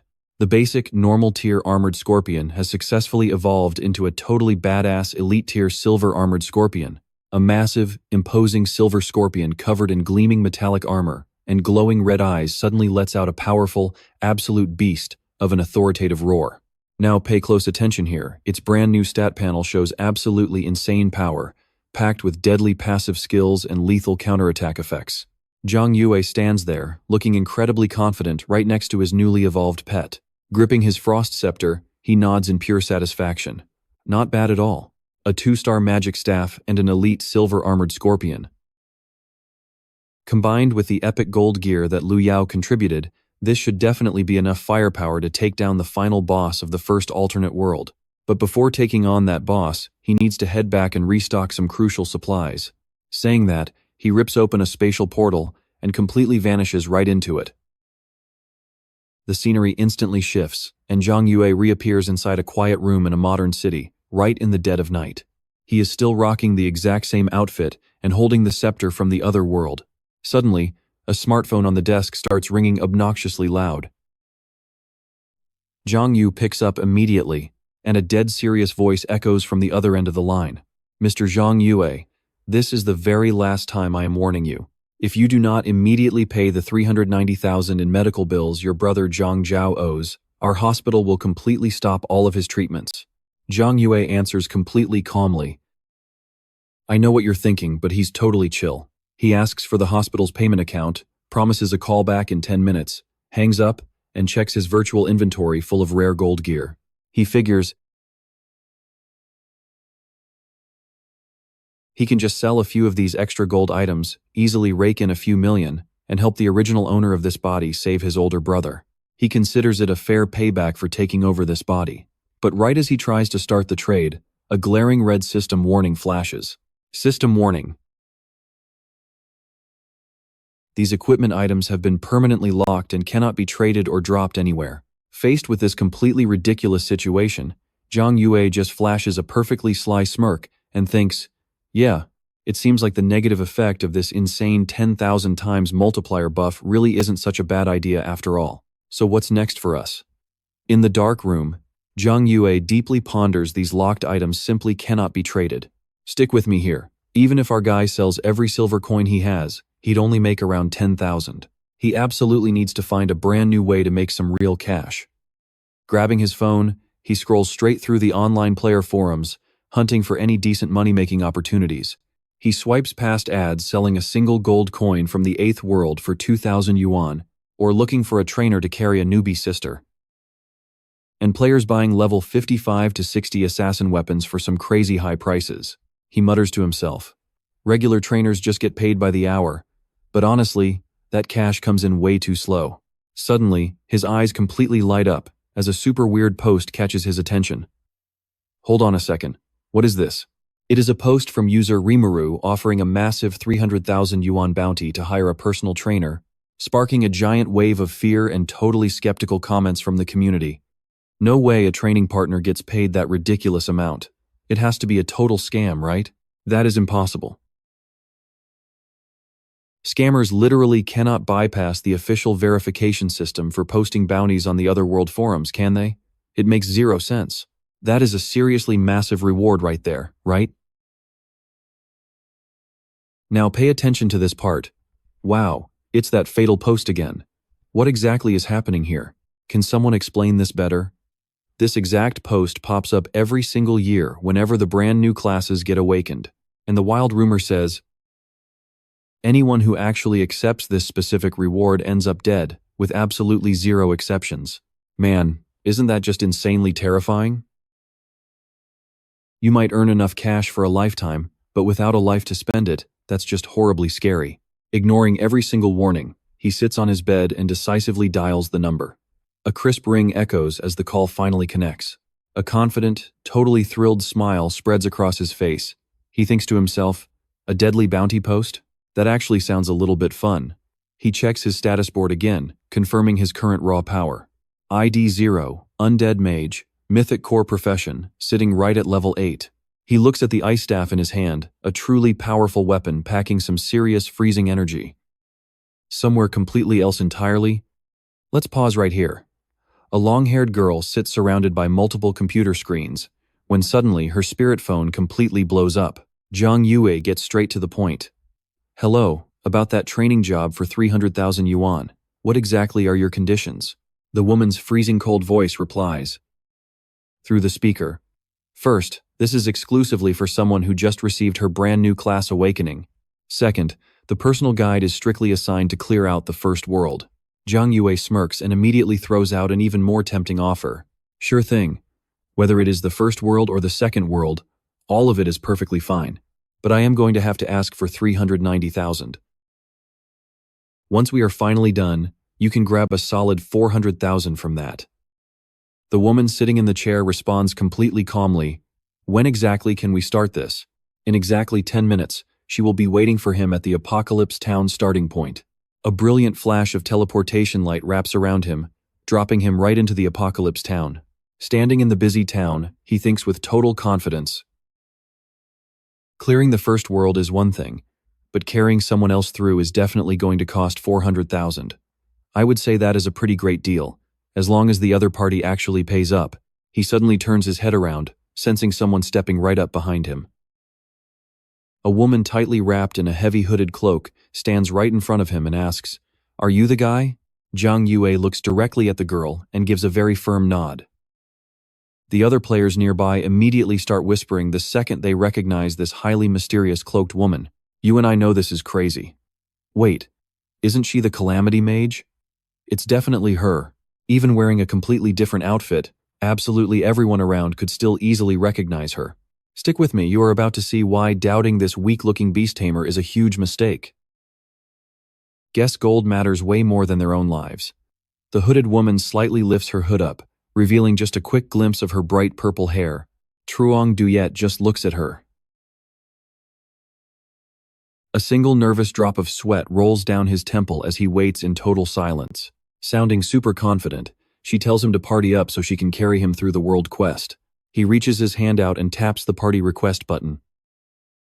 A glowing blue holographic panel flashes right in front of him, popping up a notification that a hidden class has joined the squad.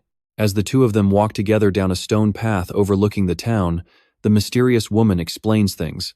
In order to clear the first world, they have to complete 2 prerequisites, defeating 1,000 monsters and collecting exactly 10 shiny coins.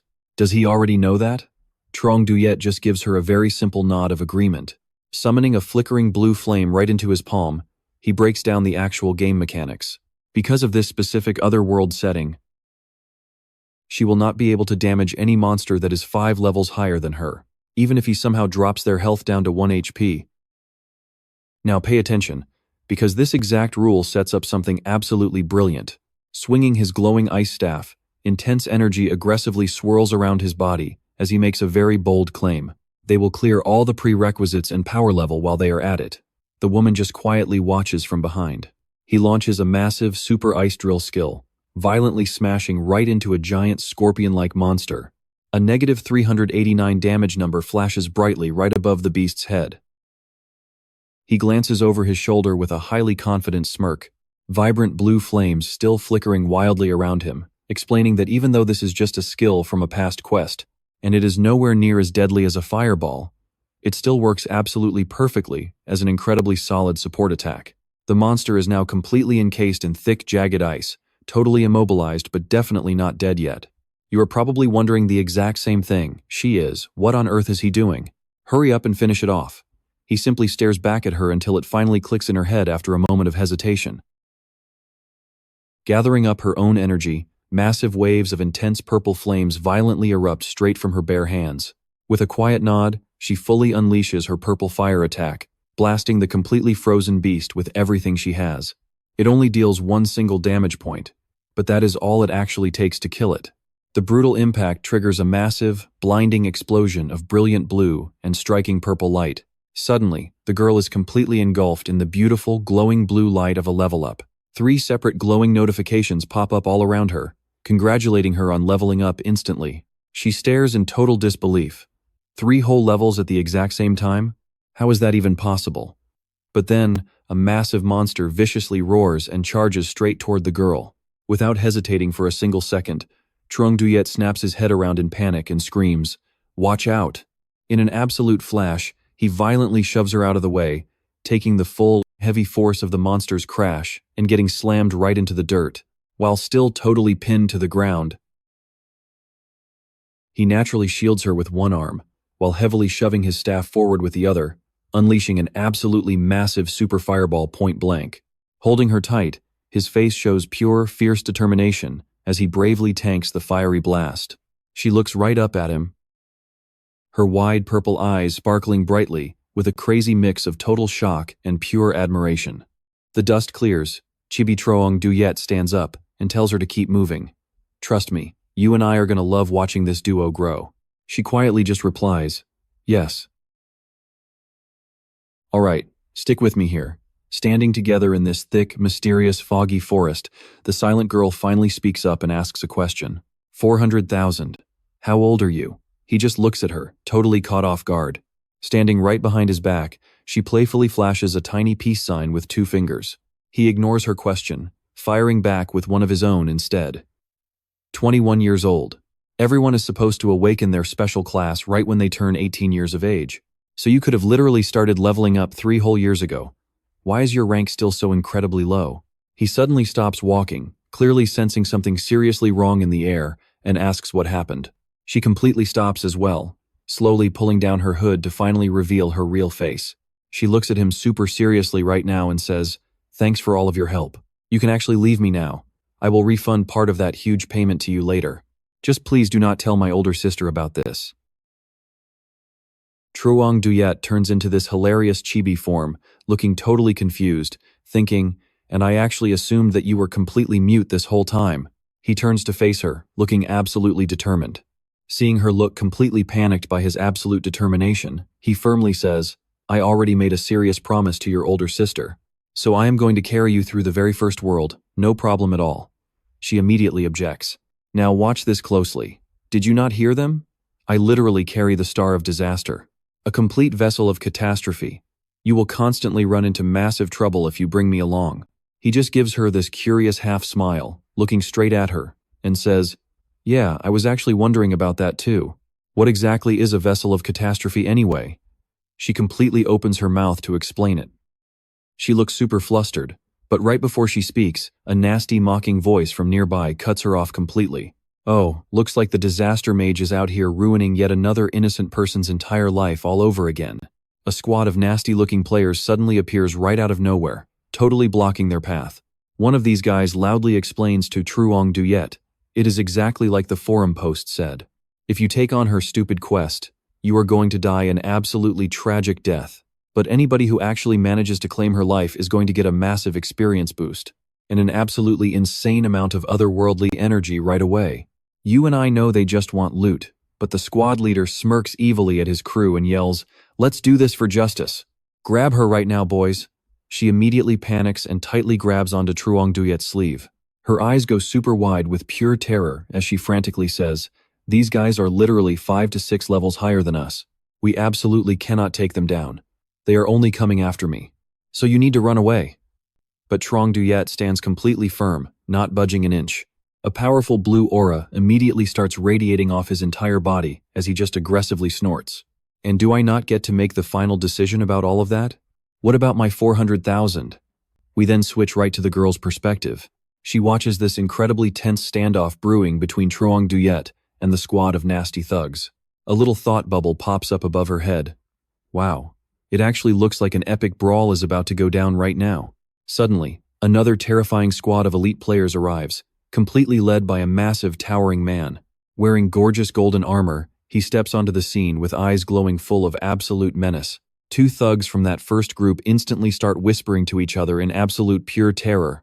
Wait, is that not the rich kid of the billionaire Lam Hai, the legendary Lu Diu? If he actually joins in on this fight, we are absolutely no match for him at all. The other thug instantly snaps back. Shut up, you useless trash. The thug leader completely panics, rushing over to Lu Diu while desperately trying to explain, Sir Boss Lu, please listen to me. We are just out here doing a simple public service. We honestly have zero intention of getting in your legendary way. But Lu Diu coldly demands silence, stepping straight up to Truong Duyet. Trust me, you and I are gonna love this upcoming clash. Stick with me here. Lightning flashes between them as he grabs Truong Duyet's collar, looking completely smug.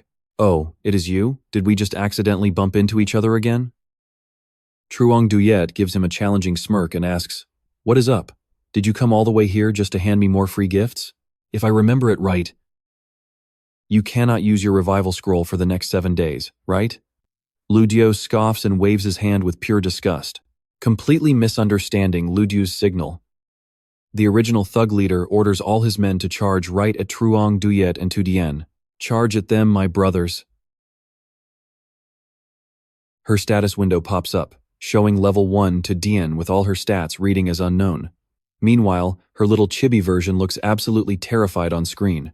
A cool promo art for the series flashes on screen, showing Truong Duyet and Tudien standing side by side, ready to face whatever comes next. Now watch this next part closely. Lu Diu stares at the chaotic scene completely confused, wondering what the heck is going on. He turns around in absolute sheer terror, seeing the exact same thugs he just signaled now completely surrounding him instead. He screams out, "Holy demons!" Furious, Lu Diu violently grabs one of the thugs and punches him straight in the face, yelling loudly, "I told you to steal from the others. Did I ever tell you to rob him?" The thug stammers back, "Oh right, my bad. That was just a force of habit."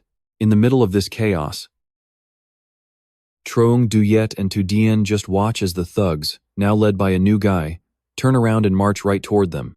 Tudien nervously clings to Truong Duyet's arm as the entire gang walks right past them. Then, totally unexpectedly, every single thug bows down at once, holding out beautifully wrapped gift boxes to Truong Duyet, leaving both him and Tu Dien completely stunned, speechless. One guy says, "Please accept all of these gifts." Tu Dien stammers in absolute total confusion. What is going on here?" Lam Nguyen Ni, who came with Lu Dieu, screams in pure anger, "Boss Lu, what is the meaning of this?" Lu Dieu coldly replies, "Shut up." The new thug leader speaks respectfully to Truong Duyet. "I know you do not mind using violence, but honestly, I really do. So I want you to accept these items to show my complete sincerity to you." "You saw that too, right?" Lu Dieu totally flips his attitude, throwing a thumbs up and grinning widely. "These are gifts I personally picked out, which I had someone else prepare for you. These are truly irreplaceable gifts that you absolutely need." Truong Duyet just listens calmly as Lu De continues pushing his little recruitment pitch. "If you join my guild and serve me properly, then all of these things will be yours. We can even negotiate the terms of your monthly salary too." Lu Dieu confidently opens his hands, offering a tempting deal, 500,000 a month. Down in the corner, Tu Dien and a random thug in cute chibi form cry out in pure shock, "So much. I wish that was me." Lam Nguyen Ni steps up with a super condescending smile, heavily mocking Truong Duyet. "Truong Duyet, for a dirt poor loser exactly like you, this offer is something you could never ever get even after 15 solid years of hard work. Listen to me, just join our guild right now and stand with the actual winners." In a vicious thought, showing her chibi self pointing a gun at a crying Truong Duyet, she secretly thinks, "If I manage to recruit him, Boss Lu will definitely be extremely pleased with me. Plus, I will get the perfect chance to boss Truong Duyet around too. That is killing two birds with one stone." Truong Duyet just smiles in a deeply mysterious way. So what do we think happens next? A blue aura surrounds him as he says, "I know how to see value in people stronger than me, maybe you. Stick with me, let us see if your power is really worth the hype. Maybe I will consider your offer." Lin Yue glares right at him, her face completely twisted in pure panic and absolute maximum fury. "Are you totally insane, Zhang Yue? 500,000 a month. I bet you could not even scrape together that much cash in a whole year. What right does a broke loser like you have to reject an offer from him?" Zhang Yue looks down at her with pure disgust. Meanwhile, Yue in her chibi cattier form is just throwing an absolute tantrum, screaming her head off. He just says, "Birds of a feather flock together. If everyone acted exactly like you, would I not also have to throw away my pride just to start barking like a dog at someone else's feet?" She screams, "You jerk." But Zhang Yue just turns and walks away with Su Yan, completely ignoring them. He calls back, "Not planning to fight me? Then get out of my way. I am a busy guy." One of the thugs just stands there confused, asking, "Huh?" Now watch closely. Lu Yao suddenly drops a heavy hand on Zhang Yue's shoulder, stopping him dead. He barks an order to his men. "Let him go." Yue screams out in total frustration, "You are really just going to let him walk away? He did not even pay a single drop of attention to you at all." Lu Yao shoots her this absolute ice-cold glare, completely terrifying Yue while she is still in her little chibi cattier form. He growls low, "Are your ears working properly? I specifically told you to let him go." She nervously stammers out, "Yes." As Zhang Yue and Su Yan walk deeper into the misty forest, one of Lu Yao's lackeys speaks up. "Boss, this kid already killed you once before.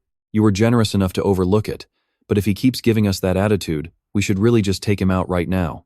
The lackey does not even finish his sentence when Lu Yao, eyes burning with absolute rage, punches him square in the face. "I know what you are thinking." But suddenly, Lu Yao's face shifts into this weird, dreamy look, blushing hard, completely surrounded by these weird, sparkling little flowers. He sighs passionately. Some things are only truly precious because of how hard they are to get. They would not mean a single thing if it was too easy.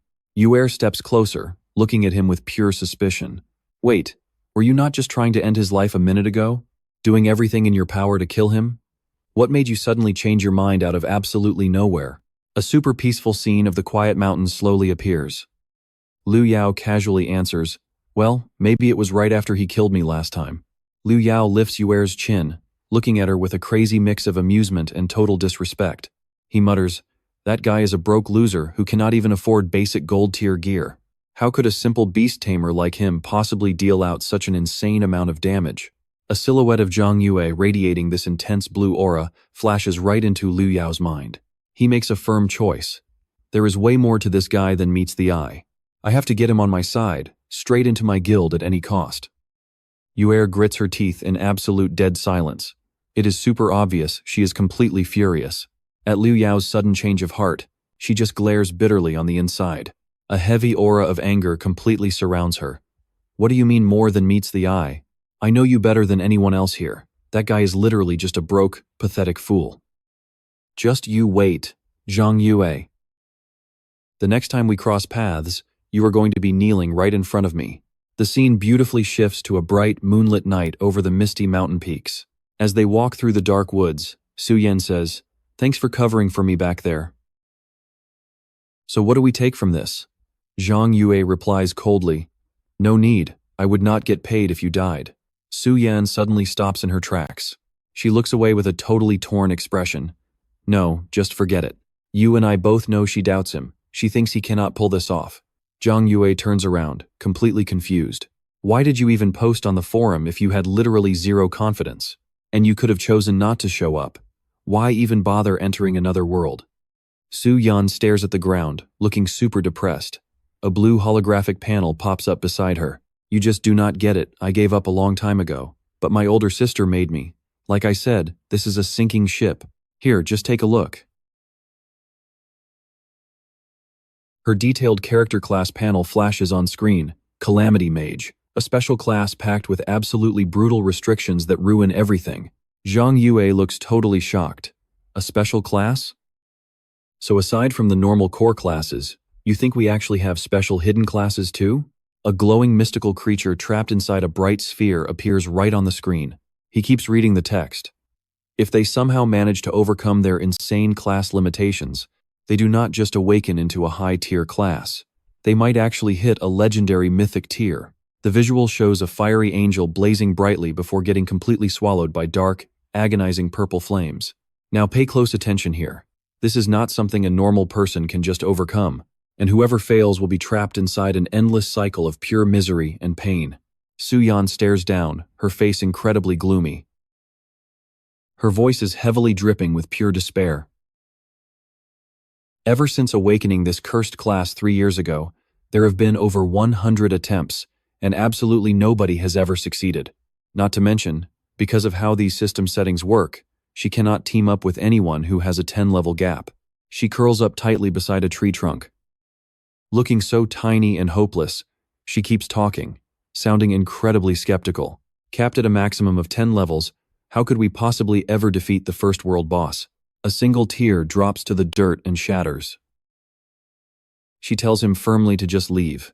Zhang Yue stares right back with an unshakable look.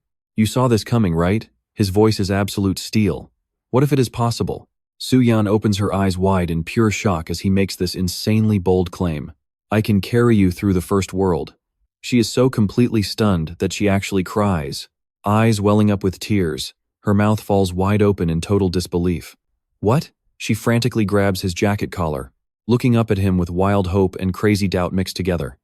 Is that really the truth? Her hands grip his clothes tightly as a million thoughts race through her mind. 3 whole years to finally break the limits of this horribly cursed character class. It is basically a dream to be admired by others and actually make a real name for herself. Squeezing even harder, she asks herself deep down, could this seriously be her one and only chance? Zhang Yue smiles with absolute confidence, breaking the silence as he says, "That is enough. We have an entire world we need to clear." A promo image for the series flashes on screen, showing Zhang Yue with the literal Grim Reaper standing right behind him.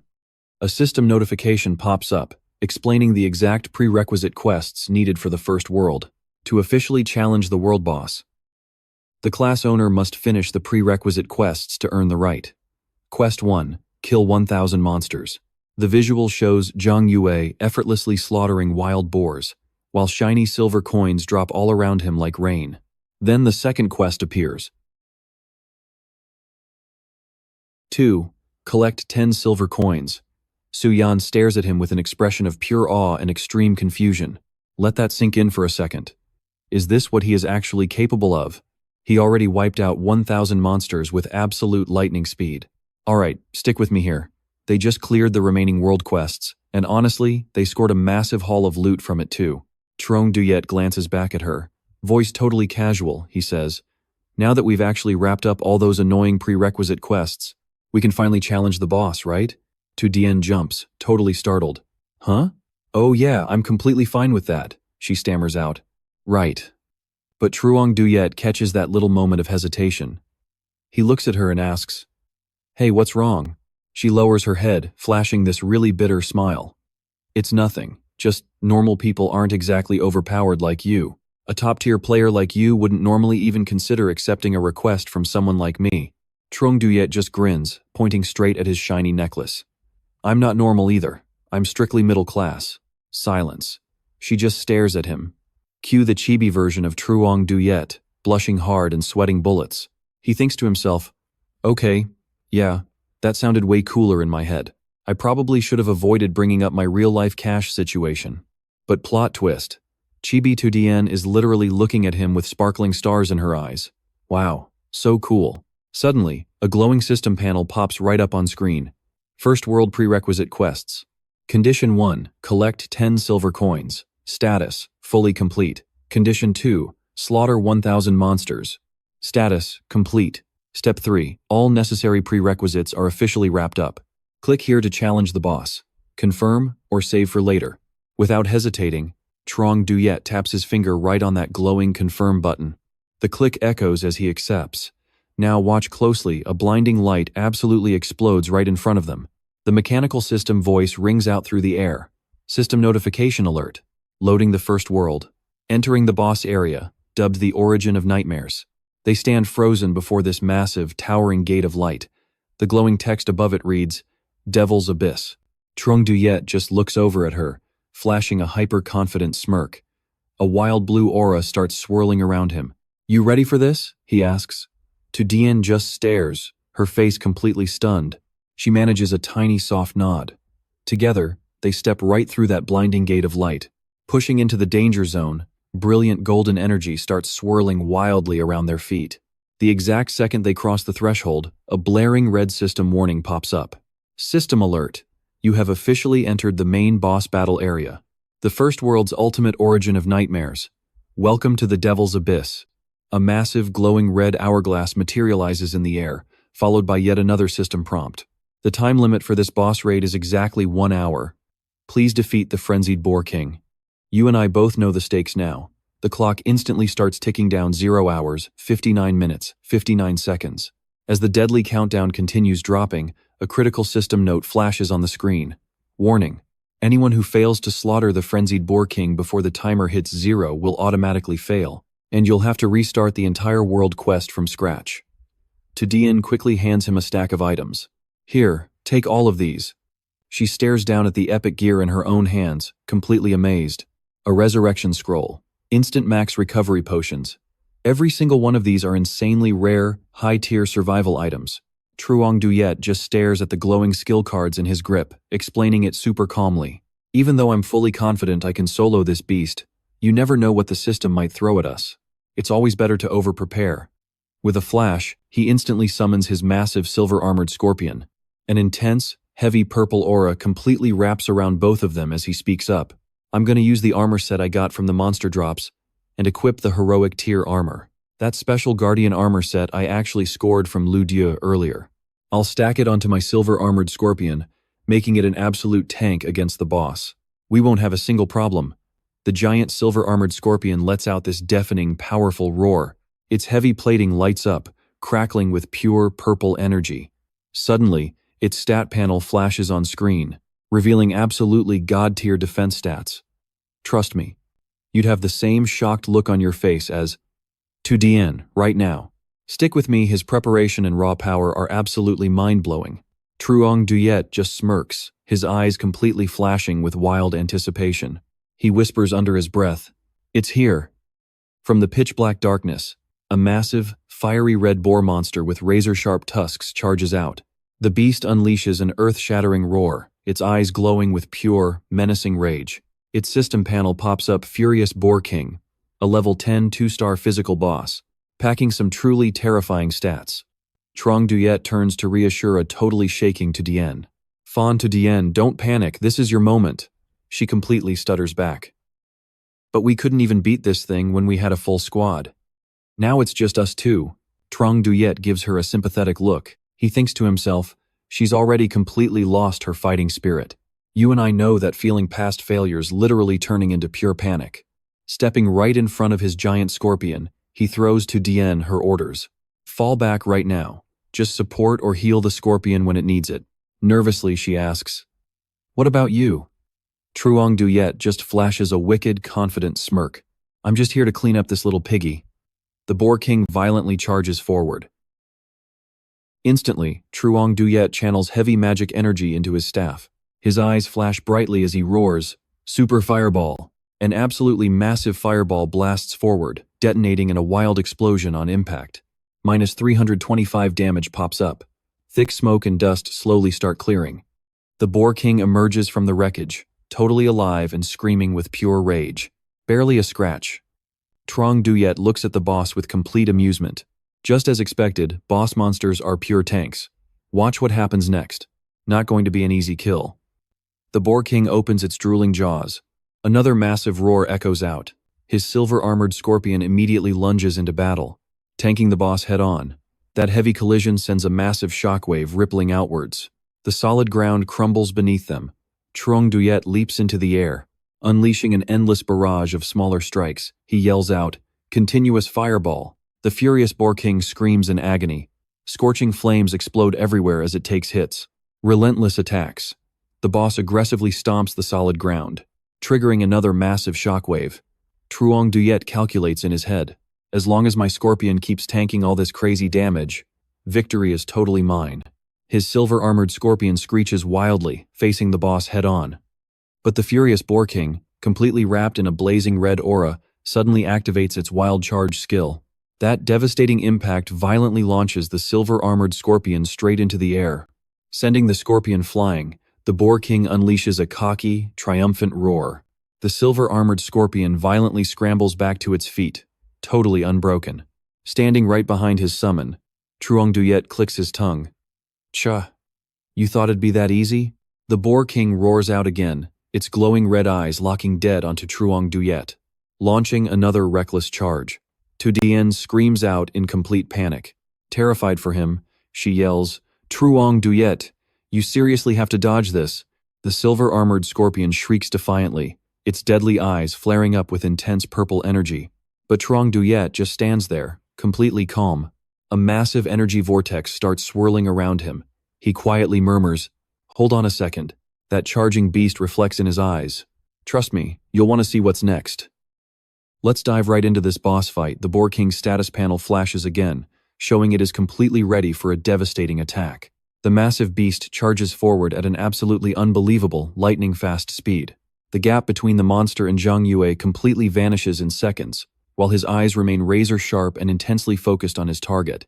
Knowing this is his perfect opening, he leaps straight up high into the air. Frost energy explodes around his staff as he screams out his attack, Super Ice Drill! The freezing weapon smashes directly into the Boar King's head, triggering a massive icy explosion. Damage numbers pop up minus 325 from freezing, and another minus 50 physical damage. Su Yan's jaw completely drops in absolute pure shock. Panicking, she quickly yells out that lower-level bosses actually have a 50% resistance to all status effects. That freezing effect is definitely not going to last long. The Boar King roars in pure rage, shattering the thick ice trapping its massive body. Gripping her own staff tightly, Su Yan desperately shouts a warning. The beast has gone berserk. From everything I have heard before, when the Boar King enters this furious state, it will start using its fatal stomp attack. Suddenly, the silver-armored scorpion lets out an earth-shattering roar, using absolutely all of its strength to pin the raging Boar King to the ground. Right in the middle of a purple and orange explosion, the boss struggles weakly under the massive weight of the giant scorpion, as chaotic red and purple energy completely wraps around its entire raging body. Don't blink, or you'll miss. This blue lightning tightly wraps around Zhang Yue's freezing ice staff. He screams with absolute determination, "That is not my 400,000. Heal the scorpion right now." Hearing this command, Su Yan reacts without a second of hesitation. She quickly focuses a bright purple healing energy sphere right in her hand and shouts, "Got it!" The giant scorpion roars and viciously bites the boss, making the Boar King shriek back in a mix of pure agony and stubborn defiance. Su Yan screams out in absolute total panic. Even with a full health restoration, the silver-armored scorpion will not hold out much longer, because we just lack the raw damage to make up for this huge power gap. Suddenly, Zhang Yue is completely wrapped inside a swirling tornado of fire and ice. He confidently announces, "We will not need to wait that long, not with this awesome move." He smirks with absolute defiance, his sharp eyes flashing with unbeatable, raw, heroic determination. This is more than enough. He unleashes a devastating combo skill, screaming at the top of his lungs, "Dance of fire and ice." A massive, earth-shattering explosion of bright orange fire and freezing blue ice completely swallows the entire battlefield whole. The Boar King lets out an agonizing scream of pure pain, helplessly trapped and frozen solid inside this absolute monster of an elemental storm. I know you felt that hit. Zhang Yue stands amidst the chaos, watching the boss get completely wrecked. He thinks to himself, there is just no way a level 10 2-star monster could ever survive such a brutal, heavy bombardment from a mythic class wielding 2-star gold-tier equipment. He is fully wrapped in a blazing golden aura, his eyes glowing bright with incredible, surging power. He unloads an ultra-fast, lightning-speed barrage of fireballs, yelling out his signature move, "Rapid Fireball." Su Yan stares at him in absolute, mind-blowing shock. Her wide eyes literally reflect the massive, fiery, glowing explosions. She thinks, I have never seen anyone masterfully use these two skills with such insane perfection. We then get a terrifying close-up of the Boar King. Its glowing red eyes are still filled with absolute, burning rage. But with a massively heavy thud, the gigantic body of the berserk Boar King finally collapses right into the dirt, completely and utterly defeated for good. An icy blue system notification panel pops up right in front of a very happily smiling Zhang Yue. Congratulations on successfully taking down the 2-star physical boss, the infamous Wild Boar King. You have received a massive plus 1000% bonus. And trust me, the loot is insane, plus 1000 experience, plus 6000 energy, plus 1001, and countless items dropping. Stick with me here. Zhang Yue decides to sell most of this epic loot. He'll just keep the skill books. He checks 2 other items. Yeah, I'm saving both of these for the silver-armored scorpion. Suddenly, Su Yan gets swallowed by a brilliant purple light as system prompts pop up all around her. Congratulations. You've shattered the absolute limits of the Disaster Mage class, the Vessel of Calamity. And congrats, you've evolved into the epic core class, Taboo Mage. She stares at it, completely unable to believe her eyes. A huge smile slowly spreads across her face. Am I dreaming right now? I really just escaped that terrible Disaster Mage status for good, huh? Not just that, it evolved into an epic core class. They both look up as a massive system board flashes in the sky. Now watch this carefully. Su Yan asks. The massive board displays for every single player in the area, congratulating the mysterious class changer Zero for defeating the Wild Boar world boss, successfully clearing the devilish origin of the very first world. A similar prompt pops up for Su Yan. The crowd of players below goes absolutely wild. They cleared the entire first world in less than half a day. No, that's impossible. And wait a minute, it was just the 2 of them? Weren't we waiting for other people? 2 players scream out in total and complete confusion. I recognize that name right there, Su Yan. That's the one with 0 combat ability, who drags everyone down, the girl who constantly needs an escort. The other guy is stunned. So someone actually dragged her along and totally soloed the boss? Holy freaking crap. 2 mysterious portals open up right in front of them, one red and one blue. A system notification pops up. Congratulations on clearing the very first world, Nightmare Origin. The second world, the fortress totally besieged by the undead, is now completely activated and ready. Please enter the second world whenever you are ready. Zhang Yue simply stares at the 2 portals, saying, The red portal leads straight to World 2, while I can use the blue portal to safely head right back home. I know what you're thinking. Gotta secure the bag first. As he walks toward the blue portal, Su Yan frantically calls out to him, "Wait a second, where are you going?" He casually replies over his shoulder, "I am going to collect my well-earned payment from your sister." He steps right into the swirling blue energy vortex of the glowing portal. Su Yan just stands there alone, and then a sneaky smile creeps onto her face as it finally hits her. So he is the mysterious class changer that everyone is absolutely freaking out about. Zero. The scene suddenly shifts over to a modern-looking skyscraper with a sign clearly reading, Pan Building, right in downtown Linghai City. Inside an incredibly luxurious and high-end penthouse office, an assistant approaches a woman with long blue hair who is standing and looking out at the city through a massive glass window, reporting to her, "Miss Pan, you have an incoming phone call." She picks up her phone, and Zhang Yue's voice rings out clearly from the other end. "The job is done. I will give you the payment details, and you can transfer the money right into there." She listens silently. Her red lips purse slightly as she replies in a very professional tone, "Wait a moment. I need to confirm the mission details first. After that, you will receive your full agreed-upon payment." After hanging up, she turns to another assistant, with total skepticism written all over her face. It's only been half a day. Trust me on this," claiming the mission is already done. These pathetic scammers are seriously on a whole other level. Let's dive into the crazy aftermath. A blinding flash of light, and Su Yan appears, running with arms wide open, screaming, "Sister! I actually did it." Her older sister just stares at her, completely dumbfounded, asking, "Really?" Su Yan proudly declares, "I didn't just escape that absolute disaster of a ship. I actually evolved into an epic core-class forbidden mage on top of that." Her sister is absolutely shocked and thrilled, cheeks flushed bright red. "An epic class? We have never had a single class changer reach that insane tier in our entire family history. The guild must have sent a massive team of people to help you with that, right?" Su Yan smiles brightly, her eyes practically sparkling as she holds up just one finger. "Nope, it was literally just one guy."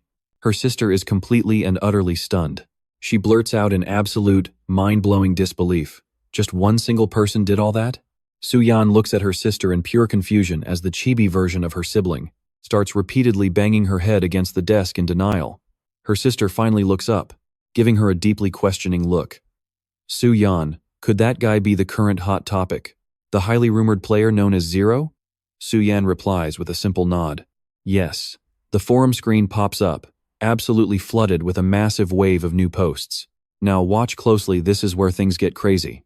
The Dragon Kingdom's 600-year record at Emun Scary? Completely shattered. Looks like we finally have a top-tier ranker coming right out of our own country. The Dragon Kingdom is finally going to crush the Ephemeral Kingdom once and for all. Discussion thread. The final boss difficulty of the first world seems to have been secretly adjusted. Did anyone else notice a huge difference this year? The mysterious new class changer, Zero, actually defeated the first world's boss. Her sister breaks out into a wildly ambitious smile, biting her thumb in deep thought. "You two totally broke the impossible record and became the very first group to ever reach the second world. With you two on board, we will absolutely be able to skyrocket our guild status in this entire country." She leaps up from her chair, declaring with an intensely determined look, "We are holding an executive meeting right this second. We absolutely have to pull Zero into Misty Rain Pavilion to clear the second world first. You and I both know that's going to be wild." Meanwhile, in a completely different part of the city, Zhang Yue receives a sudden call. "Hello, Mr. Zhang. We have successfully received your payment. Please let the hospital staff know if there is anything at all you might need in the future." He thinks to himself, "Looks like they actually kept their word about paying me." Standing quietly by the hospital window, he speaks into his phone. "All right, I will leave my little brother entirely in your highly capable hands. I am willing to do absolutely anything to make sure you can completely cure him." The person on the other end of the line responds with a very fair warning. "Mr. Zhang, the current medical condition of your younger brother, it is much more severe than we expected. He might have to stay right here for further observation over the next few months. The total cost will be around 40 to 50,000. Zhang Yue slowly closes his eyes in deep frustration. An image of Lu Yao smiling smugly flashes right into his mind. He mutters under his breath, "That much money? If I had known this was going to happen, I would have just accepted that blood-sucking bastard's offer." Then, completely out of nowhere, his phone starts ringing again, beep beep beep. He picks it up, sounding a little curious. Hello? A highly professional woman's voice echoes clearly from the phone speaker. Excuse me, sir. Are you interested in joining Misty Rain Pavilion? I am the Vice Guild Master. Trust me, you'll want to hear this. Genia speaking. We will completely cover all of your insurance costs, not to mention a massive base salary of 300,000 a month. Let us dive right in. Along with whatever extra bonuses he grabs, Truong Duyet flashes a knowing smirk, thinking this timing is absolutely perfect. He answers with zero hesitation at all. Count me in. I will join your guild. On the other end, Genia cannot even hide her pure excitement, while Tudien just stares at her in absolute shock. Genia screams out, amazing, but Truong Duyet cuts back in, totally calm. I have one condition though. You can ask me for literally anything, or drag me into the massive guild events. But beyond that, you do not get to mess with my personal freedom. His demand makes both Tu Dien and Genia freeze up, suddenly looking incredibly anxious and serious. A furious board member in the meeting room snaps back. What kind of ridiculous demand is that? Joining a guild means you dedicate everything to the overall guild goals. So if everyone just decides to act on their own, what is even the point of us being a guild? Watch closely now. Truong Duyet replies coldly. I hear a rejection? Guess our deal ends right here. After his threat drops, the entire meeting room plunges into dead, heavy silence. An older bearded man sitting at the head of the table finally speaks up. Genia, is this really the guy you wanted at all costs? So rude to hang up. If we take in someone who disrespects the guild, that is a huge problem. His nameplate pops up on screen. Tu Than, CEO of the Tu organization. Genia fiercely defends her choice. He is the class changer who shattered our 600-year record by beating the first world boss and clearing it in less than a single day. He is a once-in-a-century prodigy, so we absolutely must grab this chance to keep him. Tu Than looks directly over at Tu Dien and speaks. But Tu Dien quickly jumps in. He really is an extraordinary person, uncle. Genia and Tu Dien both persuade him. Yes, Genia adds in. The way I see it, we can just meet all of his crazy conditions first, and then negotiate from there once he officially joins us.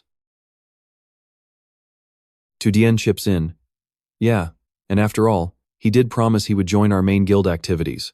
He is not going to be completely acting totally solo. Tu then clasps his hands, thinking deeply for a moment before making his final call. Very well, but if he refuses to submit to our authority, we will have no other choice. You see that smirk? A close-up shows the call still connected, and Truong Duyet grinning confidently at his phone. They only rank 5th among all the Dragon Kingdom guilds, but for him, that is enough.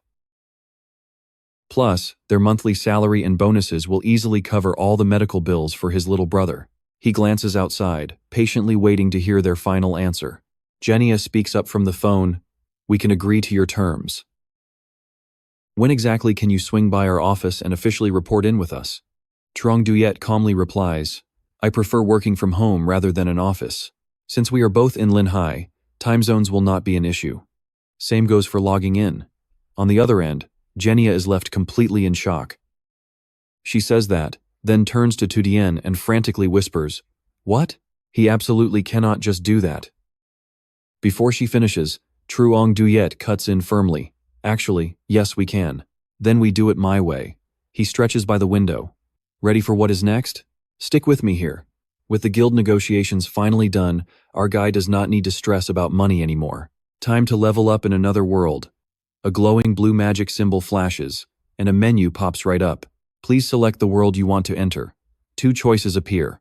The very first world, Origin of Nightmares, and the second option, a fortress completely surrounded by the undead. Wrapped in a blazing red aura, Truong Duyet looks determined. Let us head straight to world number 2. He shoots up into the air, getting sucked into a red energy vortex, before landing softly on the ground. He spawns right inside a massive, sprawling fortress. A system notification suddenly pops up beside him. Welcome to World 2, Undead Siege Fortress, Hard Mode. He checks out a glowing stone tablet nearby. The tablet breaks down the lore of this second world. A literal post-apocalyptic nightmare setting. When the world ended, The creeping darkness completely mutated humanity into something absolutely terrifying. These mutated humans swarm the fortresses just like mindless zombies. Now watch closely. As a lucky Nodin survivor, you have to team up with others. Once this fortress falls, there is literally nowhere left to run or hide. Truong Duyet scans the mission list. The secret realm needs you to be at least level 15. So I need to grind some levels before trying. As for the second one, I just have to wait. Suddenly, a voice screams out from the distance. Hurry up, the next wave is coming. An armored guy, Captain Norris, pops up with a massive question mark above his head. He complains. Those cursed zombies just had to attack Nodin right at this exact moment. Of all the worst possible times, we do not even have enough weapons in the armory to supply our own brothers. As Truong Duyet casually walks past the soldiers, he thinks to himself, even though Nodin is the official safe zone here, it still gets hit by regular zombie waves. That definitely keeps things super tense around here. Captain Norris throws his arms wide open, speaking with pure desperation. Young warrior, an all-out battle could erupt at any second. Can you head to Western Nodin and gather up 10 different materials and that we can use to forge and maintain our dying weapons? He checks the board. I know what you are thinking. Out of 10 quests, he gets the absolute hardest one. The most time-consuming too, with targets ranging from level 11 up to 20. The mission board displays the gritty details. Collect 10 resources. A normal mission with a difficulty of 200. Description reads, the Nodin Armory desperately needs a full restock. Please head to the Western military base totally overrun by zombies and gather 10 resources by completely wiping them out. He smirks with total confidence. Looks like this could easily be the most insanely rewarding quest of them all. Once this specific mission is fully cleared, I can pretty much consider my business in this world done. Truong Duyet looks at Captain Norris and confidently declares, leave it to me. Norris beams brightly and replies, thank you, my brave friend. The scene cuts to an old military supply base on the outskirts of Nodin, completely engulfed in flames. Zombies with glowing, blood-red eyes stare out, their charred bodies growling savagely as they stumble through the fire. He strolls through the chaos fearless. Trust me, you are not ready for this. He immediately summons his silver-armored scorpion. The massive beast appears behind him with an epic roar. Stick with me, because he says, let's get this started. He launches a super fireball, and it explodes violently the second it slams into a zombie, dealing 266 fire damage, plus a little extra 50 ice damage. The undead horde roars in pure anger as one of them gets completely incinerated by the flames. Meanwhile, the silver scorpion easily takes down a zombie using its massive, crushing pincers. Another zombie actually manages to land a hit on the beast, but it only does one pathetic point of damage. Truong Duyet clicks his tongue in sheer annoyance. So fire damage is useless against these fire-resistant zombies? He opens his hand, and a blue aura starts gathering up. Guess I will just use something else. He tightly grips his glowing ice staff. His eyes flash with blue energy as he boldly challenges them. Let us see exactly how long you can last. He jumps right onto the silver scorpion's back and shouts his orders. Silver-armored scorpion, draw all of their attention right now. The massive scorpion roars back at him. It swings those giant pincers around and violently grabs a hold of a zombie. The monster can only roar helplessly. Truong Duyet stands back and watches his beast absolutely dominate the fight. A system panel pops up on screen, showing off all of its crazy skills and gear. It includes a grade A defense skill, a level 8 berserker ring, and level 8 pigskin boots. He thinks to himself, perfect. Having an elite level beast like the silver-armored scorpion is amazing. It is fully equipped with life, steel, and defense skills to completely sustain itself in combat. There is absolutely no way these basic fire zombies can ever take it down. He watches his pet scorpion crush another zombie like a literal bug and thinks to himself, honestly, the way it effortlessly slaughters them is starting to get a little bit disturbing. Truong Duyet proudly raises his glowing ice staff into the air. A powerful surge of blue aura wraps around the weapon. He coldly declares, who is next? He swings the staff down hard, sending a massive, freezing shockwave straight toward a nearby fire zombie. Watch closely now, he boldly declares, we are fighting fire with ice. The monster gets completely trapped inside a thick layer of ice before shattering into a million pieces. As the zombie fades away, Freezing breath escapes its mouth. A brand new system notification pops up. You killed a level 11 fire zombie, gaining 50 experience points and 110,000 energy. Trong Duyet stares down at the pathetic amount of coins in his hand and complains with pure disappointment. Just a single, tiny copper coin. We have all felt that gamer pain, right? The drop rate on these monsters is straight garbage. His eyes turn sharp and filled with heavy determination as he immediately continues his endless monster hunt.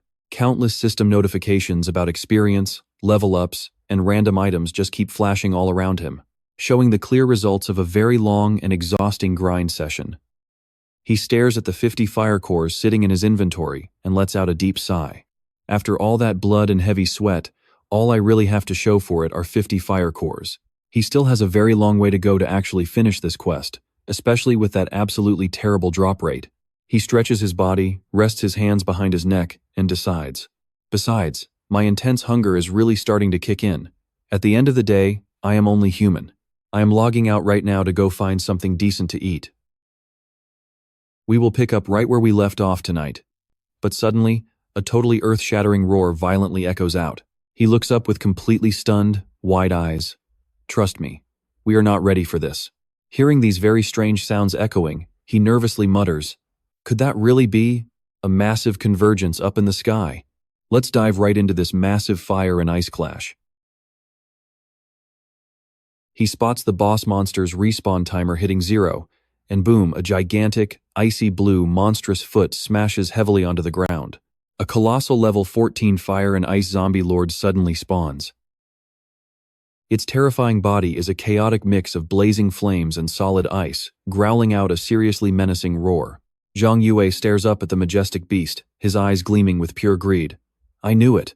Lord-tier monsters pack insane value. I bet I can score some seriously top-tier gear or a mega-rare skill book from taking this huge guy down right now. A hilarious chibi version of Zhang Yue pops up, his eyes literally sparkling with loot. He lets out a super sinister chuckle, while the giant boss monster just glares at him, looking visibly super annoyed. He spreads his hands wide, gathering intense icy energy. The zombie lord just stares back down at him with a creepy, sinister smirk.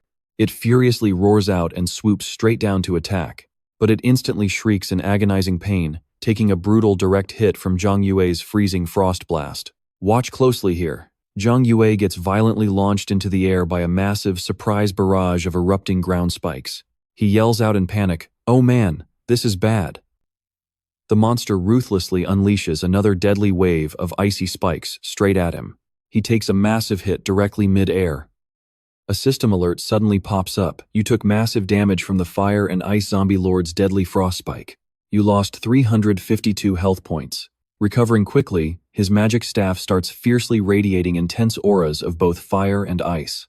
His epic combined attack perfectly strikes the boss head-on, inflicting heavy layers of both burning and freezing elemental damage. Zhang Yue lands safely, standing completely firm while quickly analyzing the battlefield. This is a totally cracked dual-element fire and ice zombie. And even though I wield both magic types, I literally cannot maximize their destructive output at the exact same time like this monster. This guy is my absolute worst nemesis. The monster viciously charges in. Silver-armored scorpion, let's go. He loudly summons his battle pet. Then his face drops in complete, utter shock. What in the world is that insane damage?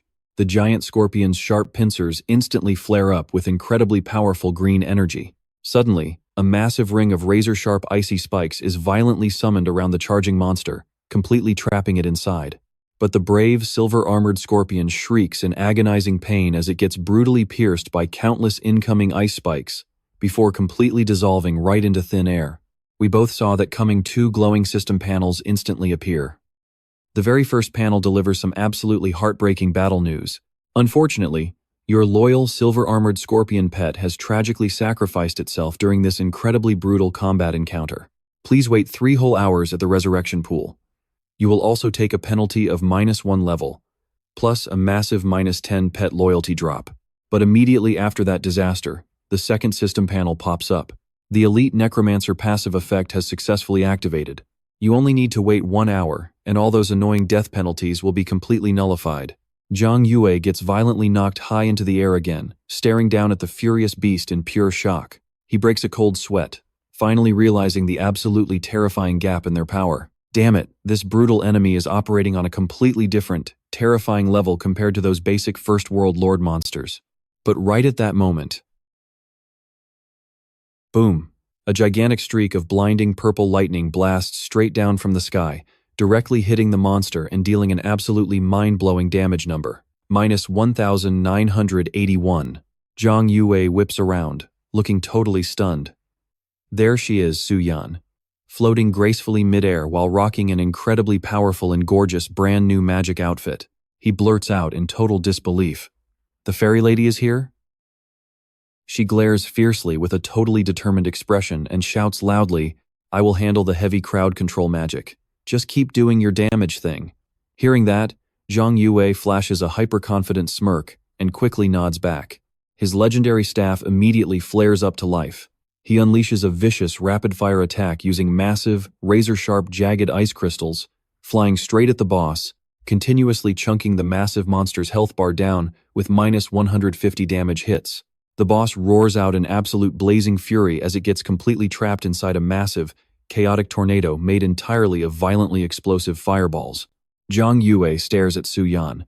"What do we think? Can you believe she can manipulate explosive fireballs like that too?" Tu Dian focuses her energy. A massive purple sphere forms right in front of her. "Stick with me. Watch this crazy attack." The monster roars in pure agony as the blinding light beam scores a direct hit. Truong Duyet watches in absolute awe. 3 different skills, and she linked them all together flawlessly. Is this the true power of the Forbidden Mage class? He focuses his own energy now, combining the raw force of fire and ice. He mutters, "Never mind that. Fireball and ice drill." The beast lets out one final scream as it gets completely swallowed by a devastating fire and ice combo explosion. An epic, breathtaking light show of purple, blue, and golden energy completely takes over the entire battlefield. As the two of them combine their brutal attacks, the scene turns into a chaotic blur of intense colors and raw power. When the light finally clears, the defeated monster's face is revealed. Then, a system pop-up suddenly appears. Congratulations to Class Changer, Tu Dian, for successfully co-defeating the level 14 Icefire Zombie Lord. Experience plus 3,000. 2-member party, 80% final blow, 20% energy, plus 4,200,000 total. Truong Duyet stands in a literal mountain of boss drops. "I know you love the loot reveals. Thanks for the Zombie Lord expert. Let's just split all these rewards 50-50. Tu Dian beams and waves her hand. "No worries. I only came here to clear a quest anyway. We just happened to bump into each other. Not to mention, I haven't even properly thanked you yet for bringing me this far." Chibi Truong Duyet looks absolutely confused by this whole thing. "Look, your older sister already paid my bill to help you. That was entirely her business, definitely not mine." Tu Dian politely holds out her hand. "I am Tu Dian, and you are?"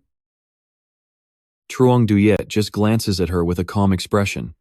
He shakes her hand and replies completely deadpan, "Truong Duyet." Tu Dian quickly suggests, "Since we are in the exact same guild and both of us took on a gathering quest, why don't we just team up right now? I am absolutely sure things will go way smoother with an extra person around. What is your class effect anyway?" Tu Dian excitedly explains, her eyes literally sparkling like stars. "All of my crowd control skills will be fully upgraded to the forbidden tier, and their core effects will actually last 30% longer in battle. Yeah. Along with that, absolutely every single one of my skills gets a solid 30% cooldown reduction." Truong Duyet gives a very knowing smile. "Well, that explains it. With that crazy level of crowd control, it is definitely going to make my grinding way easier." As he casually turns to walk away, she quickly asks, "Where are you going?" He replies, "I am heading back to Noden right now. We can regroup in exactly 10 minutes. His hand drops down indifferently. Tu Dian blushes super hard and smiles all to herself. I remember telling myself back then, I would marry whoever broke my curse. Her chibi form shakes her head. You and I both know where this is heading, right? What the heck am I thinking? This is just too embarrassing. The scene cuts to a house at night. Truong Duyet stands surrounded by glowing virtual equipment panels, 3 pieces of gear and 1 skill book. He equips his brand new boots. They radiate intense energy of both fire and ice. He mutters, I will sell the 1-star item and just keep the rest for myself. The stat panel pops up. Boots of fire and ice, agility plus a solid 10 points. Blue energy swirls in his hand. Trust me, you are going to want to see this new skill. Way more raw damage output. Let us jump right in. He channels energy into his hands, opening the refinement screen. After upgrading, a fresh system prompt pops up. A rank super fire bullet is now unlocked. It summons 3 fireballs, dealing 110% total magic damage. Testing his new skill, he unleashes 3 blazing vortexes. Catching a tiny flicker of flame in his hand, a confident smirk crosses his face. With his current crazy speed and this brand new skill, he is basically unstoppable now. His eyes narrow sharply as a sudden guild invitation flashes right across his interface. Su-yan invites you to join Misty Rain Pavilion Guild. Accept or reject the offer? Thinking about Su-yan and Su-jin-ya, he hits accept. Alright, he is officially in the guild. Plus his gear and skill loadouts are totally sorted out. Time to head back. He blasts a super fire bullet at a zombie, triggering massive chain damage. A massive fiery shockwave erupts from the violent blast. As he walks alongside Su-yan right after, she gasps, You literally one-shot that zombie back there. Zhang Yue, you are absolutely incredible. He replies calmly, You are not bad yourself. Your battlefield awareness and crowd control timing were spot on. You definitely know exactly when to cast those heavy lockdown spells out there, though that top-tier gear of yours definitely helped a lot. Su-yan smiles sweetly and admits, My older sister actually set all of this up for me. She said it perfectly matches my current class build. In his chibi form, Zhang Yue thinks, Must be super nice being that rich. Staring at him with pure curiosity, she asks, Zhang Yue, now pay attention here. Are you secretly hiding your gear's extra stats from us? With attack power that insanely high, could you possibly have some hidden mythic gear equipped right now? Zhang Yue just gives a very mysterious smile. It has nothing to do with gear, I am simply a mythic class user. Su-yan stares in absolute disbelief, replying, Yeah, I find that really hard to swallow. Normally, the grand appearance of any new mythic class triggers some kind of crazy global weather anomaly. But absolutely nothing happened this year. There are 0 official records of anyone awakening a brand new mythic class so far in the entire world. Zhang Yue smirks mysteriously and says, Well, believe whatever you want to believe. Anyway, my extremely unique class could never be awakened through those normal, everyday methods. We have already secured the fire and ice drops, so only the poison cores are left now. Let us finish this quest up. Su-yan nods. Yeah, let us hit the poison zombie nest right now. The resource gathering panel pops up, clearly showing that the 10 fire and 10 ice core requirements are already fully completed. But trust me, things go sideways fast. A blaring red emergency alert suddenly pops up. Misty Rain Pavilion Guild announcement. Listen up. I repeat, we are executing a major operation right now. Everyone must group up at the main town within 10 minutes flat. Anyone who fails to show up will be instantly kicked. Su-yan glares at the message, totally annoyed. What kind of stunt is Chen Jun trying to pull now? Suddenly threatening everyone with an aggressive ping like that. Zhang Yue asks, Sounds like a guy throwing his weight around. Who is he? Su-yan explains, as the shadowy silhouette of a very intimidating man looms right behind her. Chen Jun is the guild leader of the Linghai City branch. His father and my uncle, Chairman Su, are basically sworn blood brothers. That is exactly how he landed his current power trip position. Zhang Yue just shrugs it off. Well, it is an official guild event. Let us head over and see what is up. And that is where we leave it. Elsewhere, a massive purple monster unleashes a deafening roar. Let's jump in. The boss slams the ground, triggering a massive purple energy explosion. Players are completely blown into the air, while one guy desperately jumps to dodge the monster's devastating strike. The scene pans out, showing multiple different player guilds absolutely struggling to fight this giant beast. Suddenly, one furious player starts screaming at a rival guild across the battlefield. Liu Yao, our guild is the one who found this boss first. You guys cannot just walk in here and steal the kill from us. Liu Yao just charges in, yelling back, Might makes right in this world, understand? Your guild is nothing but small fry. We are going to absolutely crush you. Then, from up in the sky, A golden magic circle appears and rains down absolute fire. It completely burns the players below, making one guy scream out as a fiery spark nails him. Another player angrily shouts a challenge. Who dares to stand in my way? A pair of golden boots strides forward decisively as Zhang Yue suddenly appears mid-battlefield. His staff radiates a brilliant golden aura, and he says with an icy tone, "You again. Now you are trying to fight my guild over a boss kill too? Now watch closely here." A flashback to an hour ago shows the purple monster roaring. A squad of players armed with golden weapons aggressively charges right at the giant purple beast. It immediately summons a violent energy tornado, completely blasting away the players desperately trying to fight it off. One of the terrified players screams out in total panic to his guild leader, "Boss, without having any crowd control backing us up right now, fighting this raid boss head-on is way too risky." The leader just roars back in pure anger, completely refusing to accept their cowardice. "What are you all so afraid of? Just wait for Jin Ya. Hold your formation tight and whittle down their numbers while you still have the chance."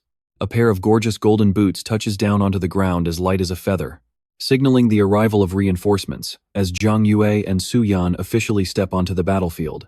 All the other players immediately start whispering, "Wait, is that the young lady of the Su family? She really is the Ice Queen everyone talks about." Another random player chimes in, "Sitting way up high on her mountain. Yeah, I actually heard she recently managed to completely break through her class limits too." A third player scoffs in disbelief. "No way. Is the guy walking right beside her the one who actually helped her out? I know what you're thinking. He looks weak." Su Yan blushes and whispers to Zhang Yue, "Do not listen to them, Zhang Yue. No, I am definitely not an Ice Queen." He just casually replies with total indifference. "Huh. Oh." Her cute chibi form is completely flustered by his extremely bland reaction, muttering to herself, "What am I even thinking? Su Jin Ya, you are panicking." Guild leader Chen Jun spots Su Yan and flashes a smile. "Jin Ya, you made it." His smile instantly completely vanishes the second he notices Zhang Yue. He demands with a harsh tone, "And who is this guy? Why are you alone with him?" Su Yan immediately steps in front of Zhang Yue protectively, shooting back coldly, "It is absolutely none of your business who I choose to hang out with." Guild leader Chen stubbornly replies back, "Not necessarily. It is completely natural for me to worry about you, especially if they have any hidden bad intentions." Su Yan firmly cuts him off. "Do not worry, I can clearly tell right from wrong myself. So what is this big emergency?" Chen Jun points right at the giant monster, "My lady. The zombie fortress has just refreshed, and the raid boss has spawned." Su Yan nods and turns to Zhang Yue, explaining seriously, "The zombie king boss. But they rarely spawn. Trust me, you will want to see them crush it. Stick with me here. Taking down this newly spawned boss would be a massive boost for their guild." Truong Duyet just replies, "Let's go. After all, pulling my weight is just my duty as a member of this guild anyway." But as he steps up, Tran Tuan blocks his path. "Nope, you're staying right here." Truong Duyet just asks him simply, "Why?" Tran Tuan glares at him with absolute disgust. A pathetic beast tamer actually managed to sneak into our ranks, just hoping to leech off us and pick up leftover scraps? Do not get ahead of yourself. The other players immediately start whispering around them, "Wait, he's seriously a beast tamer? I heard that class is incredibly hard to level up, with terrible growth rates and all that garbage." Another guy chimes in, "Just look at his trash gear. I bet he's dead broke and only joined our guild to leech some free cash." Someone else nods along, "You're totally right, boss. If we actually let him tag along, we'd just be wasting precious guild resources on dead weight like him." To Cam Na desperately tries stepping in. "Guys, do you even know who he actually is?" But Truong Duyet cuts her off completely, turning to Tran Tuan. "Fair enough. If you're the guild leader, you make the final call." To Cam Na lets out a massive, frustrated sigh. She suddenly grabs onto Truong Duyet's arm and declares, "No, if he's staying behind, then I'm staying back too." Tran Tuan is completely shocked and panics, frantically waving his hands. "Hey, calm down, Cam Na. I'm honestly just worried he's gonna die a totally pointless death out there with his incredibly weak stats." "Fine then. But I absolutely don't want him interfering, and you better have your own revival scrolls completely ready to go." Takamnya drags Tran Tuan away. "Let's go." With my crowd control skills, we can dish out massive damage without worrying at all. She turns back to Truong Duyet. Wait right here for me. I'll come back to find you later. Truong Duyet stands there all alone watching them, thinking to himself, dealing with a level 15 boss monster. I can definitely imagine it taking a while, even with Tukam Na helping out. Even with their numbers, getting wiped out is just a matter of time. Now watch closely, let's see what this rank 5 guild can actually do. Suddenly, a loud voice echoes from right behind him. Truong Duyet. He turns around and spots a very familiar sight. The other players gasp in pure shock. Wait, it's that beast tamer. How in the world did he manage to deal that much insane damage? Lu Dio stares at him absolutely stunned. You actually joined the Misty Rain Pavilion? Lam Nguyen points right at his face, screaming furiously. Truong Duyet, you absolute bastard. Brother Dieu was merciful enough to invite you to join us. The Supreme Guild, and yet right now you're just playing lapdog for Misty Rain?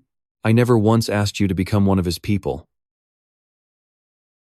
But before she can even finish speaking, a massive purple energy ball slams right into her, shutting her up completely. Did you and I just see that? She screams in agony as a purple energy explosion swallows her whole. Truong Duyet stands by to Cam Na, speaking calmly. Ah, much quieter now. Lu Dieu calls out his name like a complete provocation. Truong Duyet. He screams out in a wild mix of absolute rage and desperation. How much did Misty Rain Pavilion actually pay you? No, forget that. I'll pay you double. No, triple the amount. You can even take the Vice Guild Master spot. You can be the boss. How about it? Tukam Na screams back furiously. How dare you try to poach him right in front of our faces? Truong Duyet looks Lu Dieu dead in the eye and says calmly, I'm a man of highly trusted reputation, so therefore, while I'm under Misty Rain Pavilion, I can't just jump ship, and that's where we leave it. Gotta respect a guy with loyal morals, right? You and I are jumping right into the tension. He smiles a knowing smile, hinting that the future is completely unpredictable. When the perfect time comes, we will talk about this again. Liu Yao beams a massive smile, completely thrilled with that absolutely perfect answer. The Supreme Guild will always welcome you. Our doors are kept wide open for anyone with your level of crazy talent. He turns back to his loyal crew and barks out a loud order. Let us roll out, brothers. Down below, one of the players gasps in total disbelief. Wait, what just happened? Another guy from his squad yells out, completely frustrated by this sudden retreat. Boss, we almost had this massive monster. Are we seriously just giving up and walking away right now? Liu Yao spins around and completely snaps. The boss? Who even cares about that garbage? Look at the bigger picture, you absolute fools. He confidently struts right off, leaving the entire chaotic battlefield way behind him. Zhang Yue and Su Yan just stand there watching him leave. Su Yan turns to him with relief. Thank you so much, Zhang Yue. He just shrugs it off. No need for thanks, I am just doing what I should do. But watch closely here. The boss monster's glowing red eye suddenly flashes a terrifying crimson. It roars and violently smashes into the ground, triggering a massive shockwave. A gigantic spiked ball then crashes down right out of the sky. As the dust finally clears up, an even bigger, far more terrifying monster reveals itself to everyone. Chen Jun mutters in absolute horror, the zombie king of despair. Zhang Yue steps up, completely surrounded by a raging aura of fire and ice. He smirks with absolute confidence. Let me give this a shot. He launches a massive super fireball. It explodes violently right on impact with the boss. The Misty Rain players completely lose their minds, screaming, this guy is way too overpowered. He wiped out a third of its health. Did they not say he was literally just a low-level beast tamer? Zhang Yue shoots Su Yan a dead serious look. You already know exactly what to do now, boss lady. She nods back without missing a beat. I am on it. The massive zombie king lets out one final roar as it gets completely swallowed by the roaring flames. Zhang Yue raises his staff high, a brilliant golden energy swirling wildly all around him. He unleashes one last super fire bullet, totally finishing off the boss in a glorious, blinding explosion. The giant monster's body quickly begins to disintegrate. Zhang Yue stands there oozing confidence as a sweet victory panel pops up. Congratulations on taking down the level 15 2-star boss. The zombie king of despair is defeated, granting plus 7,080 experience. You saw that too, right? The other players stare at him in pure shock. One stammers, This guy is hardcore. Another guy desperately asks, seriously, where did this absolute beast even come from? They keep chattering away in awe. Even though the boss was already heavily weakened, it was still a tough monster, and he completely obliterated it like it was nothing. Someone else chimes in. Not only that, but he literally managed to scare off the entire Supreme Guild without breaking a sweat, and their young master Lu actually had to show him respect. Su Yan walks up to him with a bright smile. Thank you again, Zhang Yue. If you were not here, the Supreme Guild would have absolutely stolen our boss kill. He casually replies back, do not mention it. I am merely completing my required duty as a loyal guild member. One of the nearby players gazes at him in total admiration. This guy is literally the absolute perfect role model for us. The scene shifts over to the massive Noden fortress at night. Zhang Yue and Su Yan walk side by side. The rest of the players trail right behind them. Chen Jun stomps up to block their path, angrily demanding answers. Why are you guys back so early? What exactly happened to the boss? Did you all even manage to secure the boss kill? A player happily reports back with massive respect. Guildmaster, Miss Su, and that crazy beast tamer completely fended off the Supreme Guild and actually finished the boss off themselves. Chen Jun is totally stunned. Such power from a beast tamer? That is where we leave it. Another player chimes in. Yeah, this guy is an absolute freak of nature. Seriously, even his basic attacks hold enough raw power to completely one-shot a guy. Stick with me here, because our guild is about to become totally unstoppable with his help. But Tran Tuan is absolutely furious, roaring out, are you seriously kidding me right now? Did you really have to wait until we were exhausted before stepping into the fight? He fiercely grabs Trung Duyet by the collar, screaming, I do not care who you are. If you refuse to follow the guildmaster, I have every right to kick you out. Trung Duyet just casually grabs his wrist, a glowing blue aura surging around him. Looking dead into the angry guy's eyes, he fires back coldly. I remember very clearly that you gave me a direct order to stand perfectly still. Another player from the group screams in total shock. You absolute little brat. You dare lay a finger on the guildmaster? But Truong Duyet just keeps on talking. Not to mention, you literally gave us the quest to take down the boss ourselves. I would say that quest is officially completed. Tu Dien steps right up to defend him. Tran Tuan, without Truong Duyet, we would have lost that boss a long time ago. We probably would have been completely wiped out, so he actually deserves recognition for everything he just pulled off here. The rest of the players nod in agreement. Tu Dien gently grabs Truong Duyet by the hand, saying, let us go. We still have so many more quests to clear. You saw that coming, right?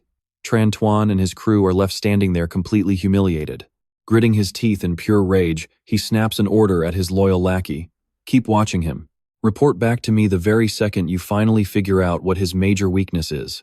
The lackey quickly replies, yes, sir. Suddenly, the scene shifts over to a deeply toxic, purple-colored forest packed with dark energy. Tu Dien pinches her nose shut and complains, ugh, it stinks. Truong Duyet scans the area, warning her. These poison zombies are on a totally different tier than the fire and ice ones. Stay alert. She quickly asks him, do they have high attack stats? He calmly explains. They do not have standard elemental attributes, but they make up for it with a crazy dangerous skill. Suddenly, a poison zombie spawns. The system panel pops up, breaking down its absolutely terrifying physical poison abilities right there on screen. It can trigger an incurable poison status effect on its target, draining 6% of health every single second. Tu Dien immediately panics.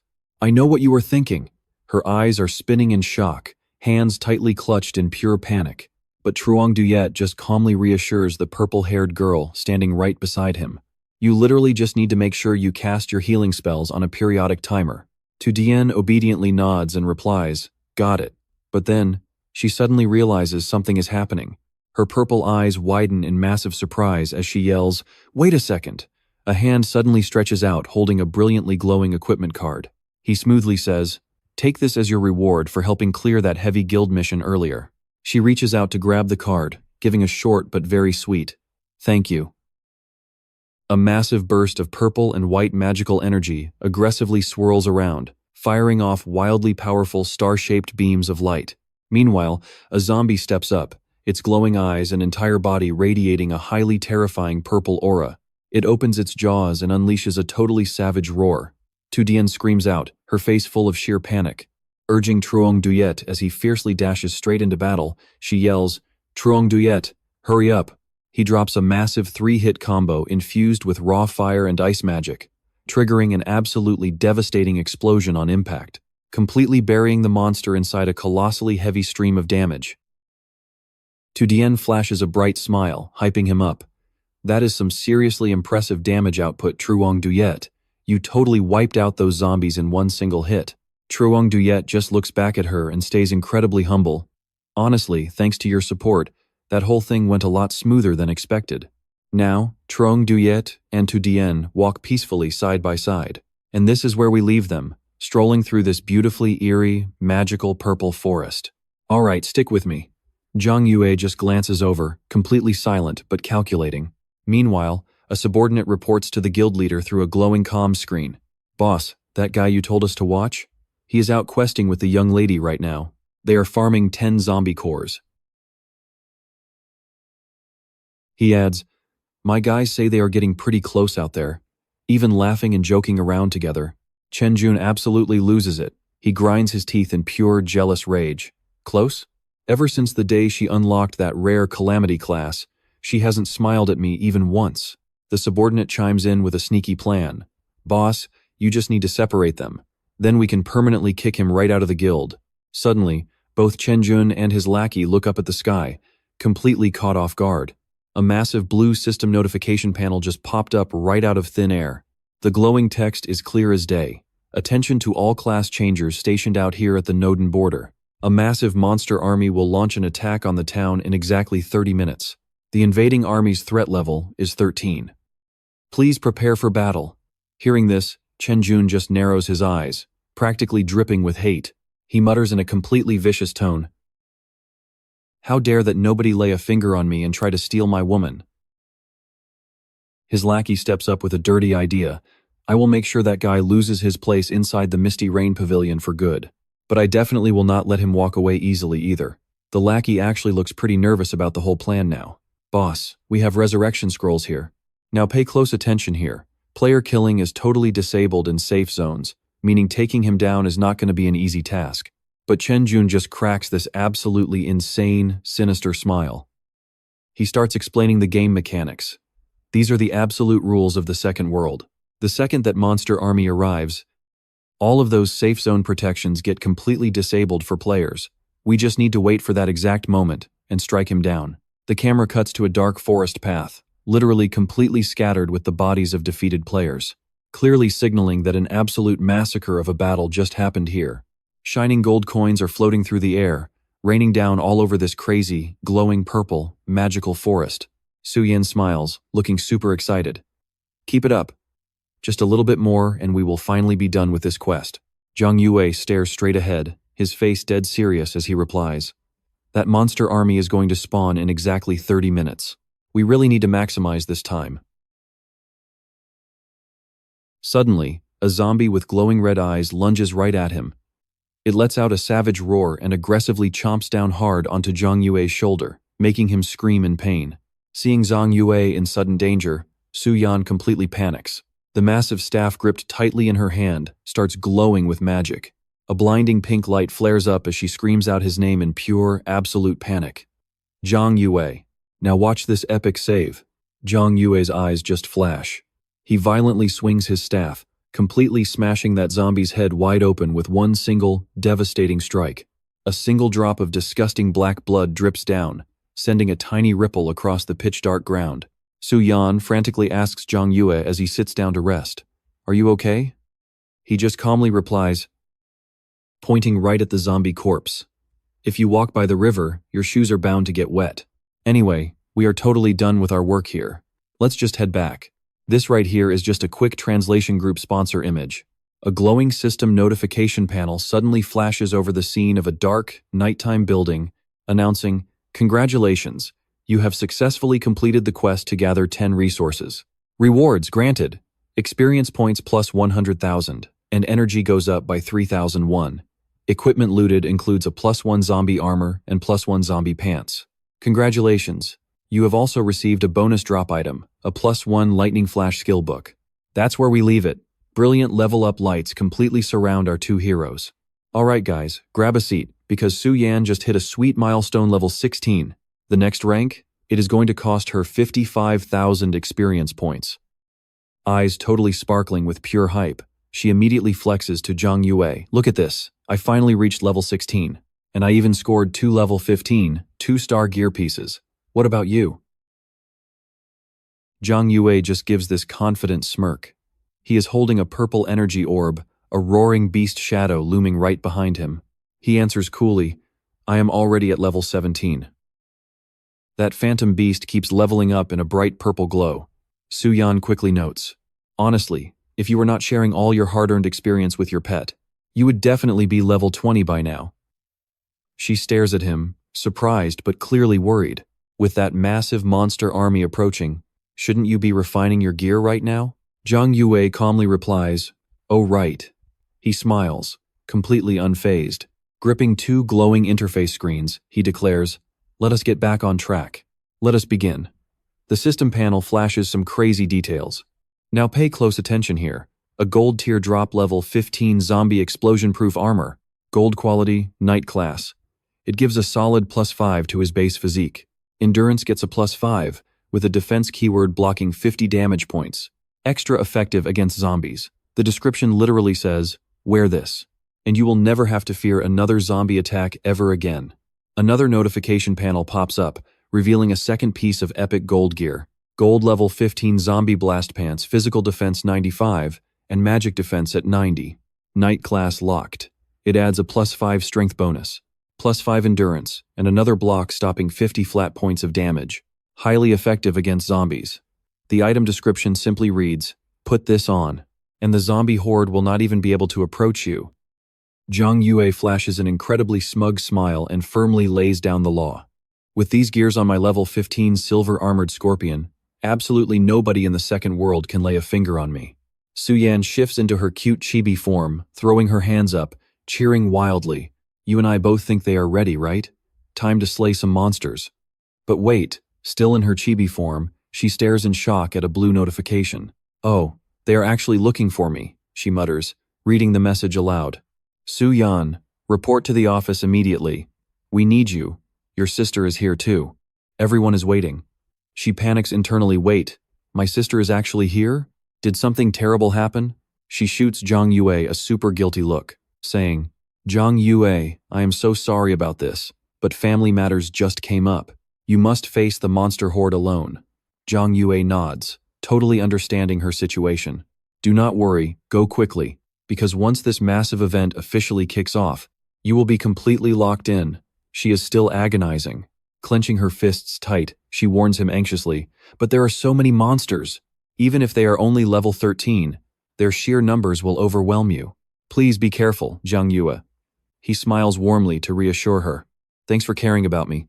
Now, Zhang Yue stands alone, silently facing a spatial rift crackling with intense bright blue lightning in the dark. Fierce thunder crashes from the gloomy sky, completely illuminating the heavily sealed city gates. Suddenly, a global system alert rings out above a massive group of waiting players. Brave warriors, the zombie army arrives. Trust me, you need to see this. Stick with me here, because a massive region-wide system warning just dropped. It is flashing across the Noden zone, targeting every single class changer in the area. A massive zombie horde is coming, and until every last wave is fully wiped out, players are completely locked in this world, and all of Noden's safe zone protections are officially gone. Take note, the survival quest will only be marked as a total success. If you can personally slaughter more than 50 zombies and actually survive the horde. The massive city gates slowly groan open, revealing this blindingly intense white light pouring out from the inside. An endless swarm of zombies with glowing purple eyes comes frantically charging forward. Their guttural roars echo everywhere. Absolute nightmare fuel. Roar. One player, face completely twisted in pure panic, screams at the top of his lungs. When surrounded and getting heavily attacked by the zombie mob, a brilliant fiery explosion suddenly erupts. Meanwhile, a super calm voice explains that this zombie army is literally endless, but they will only attack without stopping for exactly 1 hour before finally retreating. Zhang Yue stands tall, glowing in this brilliant golden aura, and confidently makes his call. All we need to do is take down 50 of these things and we win. Now watch closely, because Zhang Yue spots two messages popping up on the guild board. The first is a totally desperate cry for help from Misty Rain Pavilion Lu. Hey brothers, has anyone seen my squad up in the northern sector at all? They pushed through to this spot but got completely surrounded, trying to break out now. Please help us. Then, a second message drops, totally dripping with a flirty tone. Misty Rain Pavilion Sakura directly tags Zhang Yue, playfully calling out, "Big brother! Your damage output is so insanely high, you are basically the best in this guild. Could you not come and personally train me?" Imagine a crying face there. Zhang Yue just smirks a little bit and drops a super short reply, "I will be there soon." Fast forward, Zhang Yue walks alone into a pitch-black alleyway, where tons of player corpses are basically scattered everywhere across the ground. Looking down from a nearby window, the shadows of Chen Jun and his lackey appear. He mutters with absolute pure disgust, "That idiot actually showed up here. Yeah, what a totally stupid, arrogant piece of trash."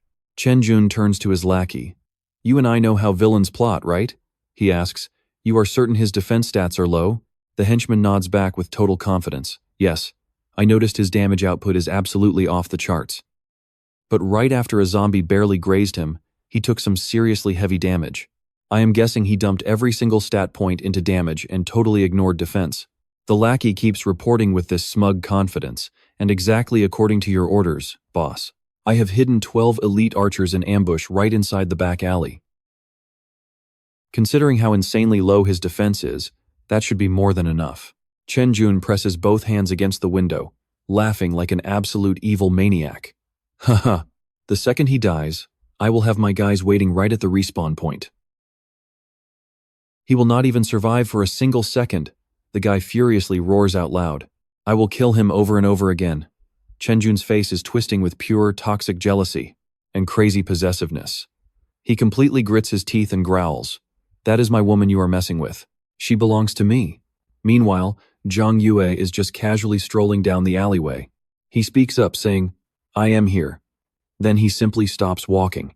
Heavy armored boots plant firmly on the ground, as a massive barrage of arrows flies from every direction, all shooting straight toward Zhang Yue, locking onto him from all sides.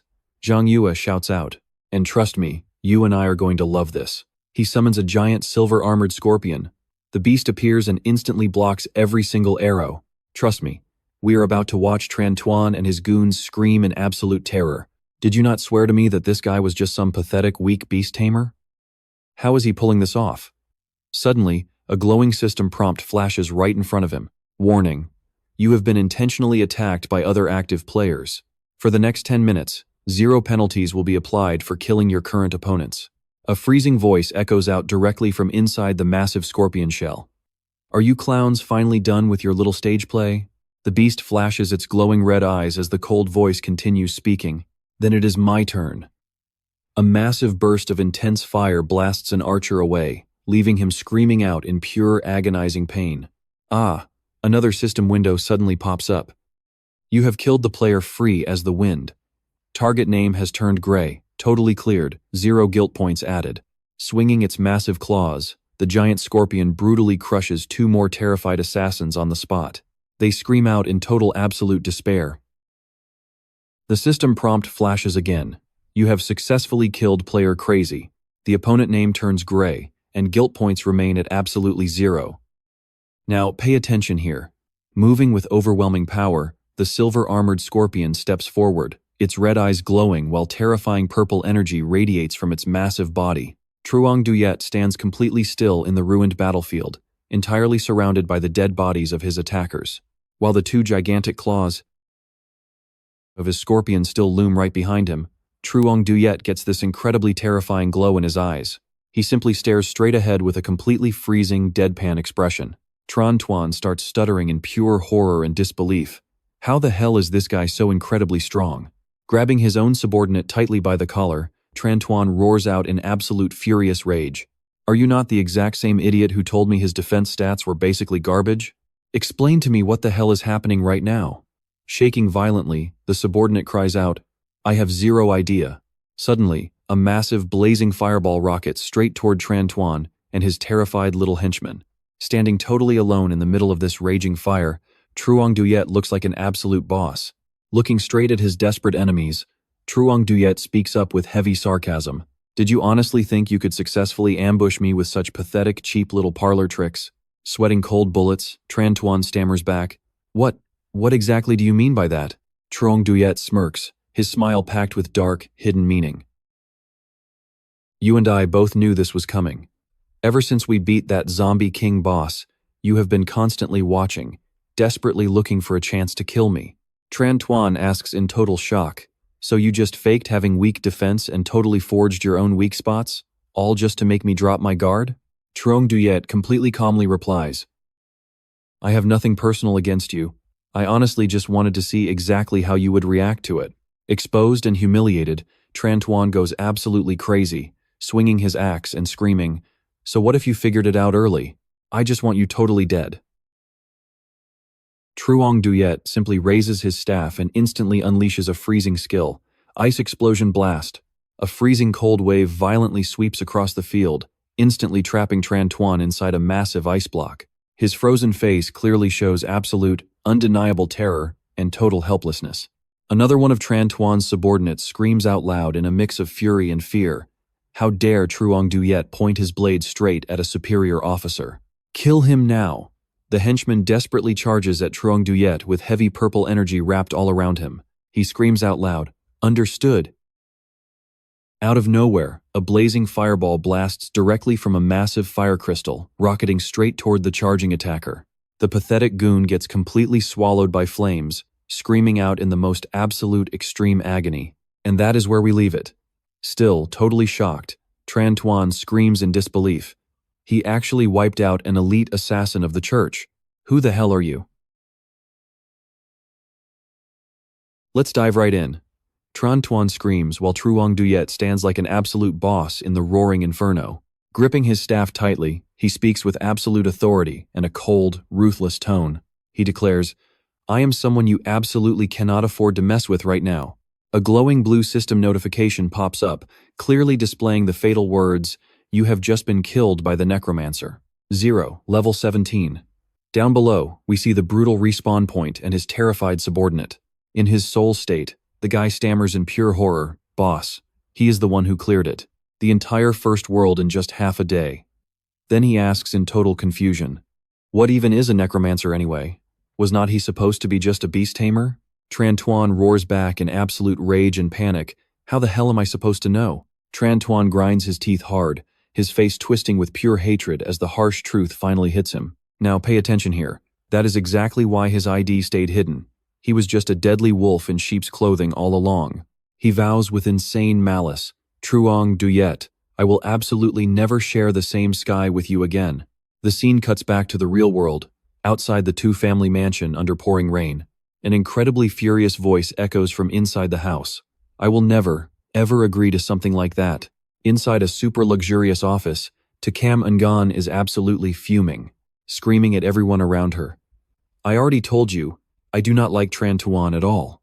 An older man, Tran Tuan's father, just smiles back and speaks with a totally sly, creepy tone. That is not a problem at all. Feelings can slowly develop over time, right? He gestures toward her and says, Kam Ngan, Uncle Tran has also prepared a few little things for you here. He points straight at the insanely expensive gifts and explains, We spent 5 million on this exact potion. Meanwhile, the Tran family dropped another 8 million hunting down all kinds of top-tier blacksmiths, just to guarantee you get this incredibly rare gear set. Then he sits down.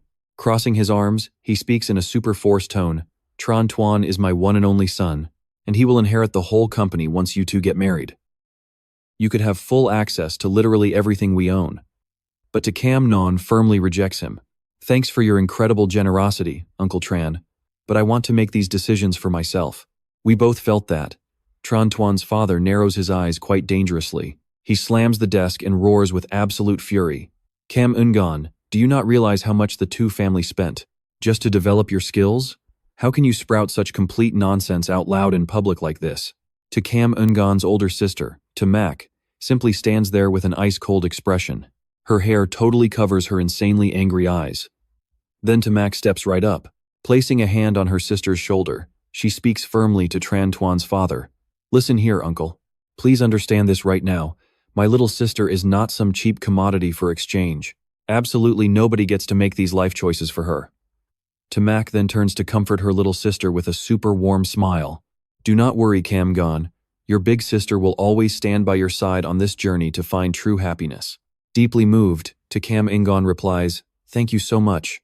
Suddenly, Tamak's personal phone, and Tran Tuan's father's phone starts ringing at the exact same time. Both look incredibly shocked and scream out, What? Now, here is what stays with me. Tamak panics at the phone news, screaming in utter disbelief. Tran Tuan was actually killed? By Truong Duyet? Tran Tuan's furious father grinds his teeth, roaring through the phone with a face full of absolute rage. My son already secured the guildmaster position, in exchange for my massive funding of the two families' whole platform. But right now, your people actually dare to turn their blades against my one and only son. To Cam, Ngan's father tries to calm the insane tension with a very forced, awkward smile. Please calm down, Director Tran. There must definitely be some kind of huge misunderstanding here. Tran Tuan's father violently stands up. Let's dive right into the fallout. Pointing a furious finger before leaving, he snaps, If anything at all happens to my boy, I will be back. Boom. The heavy door slams shut with massive force. Su Jinyan's father turns around, glaring fiercely at his two daughters with a dead serious expression. Is that really the guy that you two decided to hire? Do you girls not realize how much the Chen family sponsors us? They are literally one of our most crucial shareholders right now. Su Jinyan immediately jumps in to defend Zhang Yue. She speaks up nervously. There has to be a solid reason. Zhang Yue would never just attack one of his own teammates unprovoked like that. I am sure anyone else would do the same. Her dad slams his hand on the table and furiously shouts out, That is enough. Bring that punk Zhang Yue over here right now. I will make him bow down and apologize to the Chen family, or else he is getting permanently kicked out of Misty Rain Pavilion.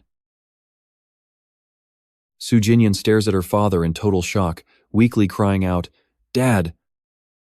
Meanwhile, her older sister, Su Mo, is already on the phone tracking him down. She frantically yells into the receiver, Where exactly are you right now? Did you actually just kill Chen Jun over there? On the other end, now pay attention to this absolute power move. Zhang Yue just smirks, casually replying, I quit. He keeps walking, speaking into his phone with total conviction, I am leaving your Misty Rain Pavilion Guild right this second. In a moment of pure desperation, a different voice begs through the phone. Zhang Yue, it is me, Su Jinyan. Chen Jun was the one who provoked you first, right? Please do not do anything impulsive. I swear I will prove your innocence to everyone. Hearing her desperate pleas, Zhang Yue simply responds with absolute calm, No need, just let it all go. He hangs up. With a determined look, he mutters, It is a good thing I cut ties with Misty Rain Pavilion. Chen Jun is petty and has serious backing. If I kill him this time around, he will definitely seek revenge. You and I both know how annoying rich enemies are. Cutting ties completely is his smartest move. He continues walking down the town streets, already doing the mental math for his upcoming medical bills. 50 grand every single month. I will have to earn all of it by selling materials.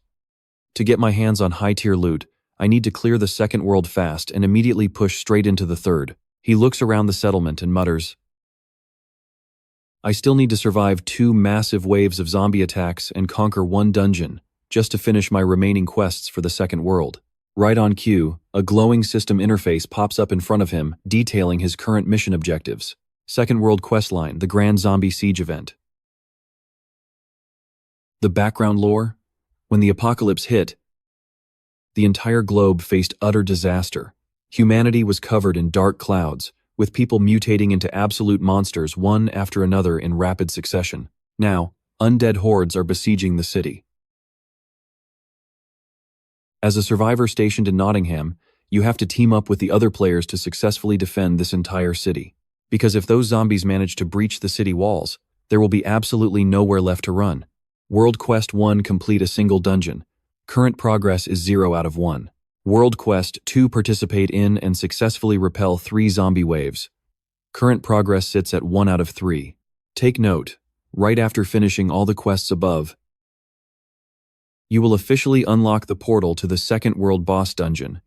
Defeat that boss to enter the third world. He thinks to himself, out of 3 dungeons, the Deadlands is the highest level, and the loot drops there are way better quality. Zhang Yue falls into deep thought, resting his chin on his hand. With my current level sitting at 17, I could easily solo the level 20 Deadlands without breaking a single sweat, but what about doing it at level 15? Trust me, you need to see this. He stops dead. A voice yells, "Hey!" A squad of players blocks his path entirely. "Alright, stick with me here." The thug leader sneers. "Isn't this the famous beast tamer from Yanyo Pavilion?" Zhang Yue glares at them with pure ice in his eyes. "Move it." The leader just laughs like an absolute punk. "I am not moving. What are you gonna do?" His whole crew joins in, mocking him. "Yeah, we aren't going anywhere at all. Come on and kill us if you actually dare." "Hey coward, too scared to strike? Come on, just try to hit us." Zhang Yue instantly sees right through their trap. They are doing this on purpose. He looks dead at the leader. "How much did Chen Jun pay you guys?" The thug boss laughs like a maniac and spills everything. "Huh, you actually guessed it right. Chairman Chen is paying each of us 5,000 and a free revive scroll. Plus, we get a 5,000 bonus if you manage to kill us even once." Zhang Yue smirks. He really thinks highly of me, offering 10,000 just to let me kill them. He calculates quietly. Wiping them out is super easy, but doing that gives me a red player name. With penalty points, I cannot log out in safe zones or even trigger any boss fights at all, meaning I would literally be stuck inside the second world forever. Now watch closely. Just as Chen Jun's trap springs, a powerful voice interrupts. "I will pay double. Go and kill the chairman of Yanyo Pavilion for me. Whoever kills him once, I will reward you with 50,000. The leader and his gang scream in absolute shock. 50,000? Who do you think you are, making such a massive cash offer like that? A guy rocking purple hair and solid gold armor steps right up. His lackey announces proudly, "This is the eldest son of the Liu family, Liu Yao, Lanhai City's richest man." Everyone gasps loudly. "Young Master Liu? Liu Yao?" Another thug quickly yells, "What are you waiting for? Follow young Master Liu's orders and finish this now." They all shout together, "On it." Liu Yao walks up to Zhang Yue. "I heard Yanyo Pavilion kicked you out. Chen Jun is telling the whole world he will make sure you cannot take a single step here." Zhang Yue just scoffs. He really loves to brag. "You and I know what comes next." Liu Yao smiles. "Yanyo Pavilion looks down on people. Join me. Name your own price, and I will protect you from these completely average losers." Zhang Yue turns away. "Let us talk later. Right now, I have absolutely zero interest in joining any guild." One of Liu Yao's men looks super annoyed. "Boss, you defended him and spent so much money, yet he has not even said thank you once." Liu Yao stays perfectly calm. He just suffered badly under Yanyo Pavilion, so it makes total sense he wants to avoid joining any guild right now. Those completely blind idiots over at Yanyo Pavilion. No wonder they are only sitting at 5th place on the global rankings. Zhang Yue walks off completely alone, his mind racing fast. He mutters to himself with fierce determination, "I thought leaving Yanyo Pavilion would at least prevent future clashes with Chen Jun. But now, we both know the truth. Chen Jun must be crushed to stop any future trouble." He stops outside a completely dark cave. The sign reads, "Level 15 Dark Zombie Lair." Let's dive in. Most players team up for high-level zones to farm better loot, right? Stick with me. Our guy thinks differently. This bottom-tier dungeon gets zero attention, but there stands Zhang Yue right outside the cave entrance, his cloak whipping wildly in the blowing wind. An old mage NPC named Mon steps right out of a glowing purple magic circle, asking, "Brave adventurer, are you truly here to challenge the terrifying Dark Zombie Lair dungeon today?" Mage Mon just smiles warmly, holding up a bright, glowing green gem. Zhang Yue replies without any hesitation, "Yes, I am here to clear it." Handing over the glowing item, Magemon says, "Best of luck, brave adventurer." A card pops up displaying exclusive details for the level 15 Dark Zombie Lair, describing a strictly single-use entry pass made entirely for the level 15 Dark Zombie Lair. Warning, this item is account-bound, meaning no drops or trading.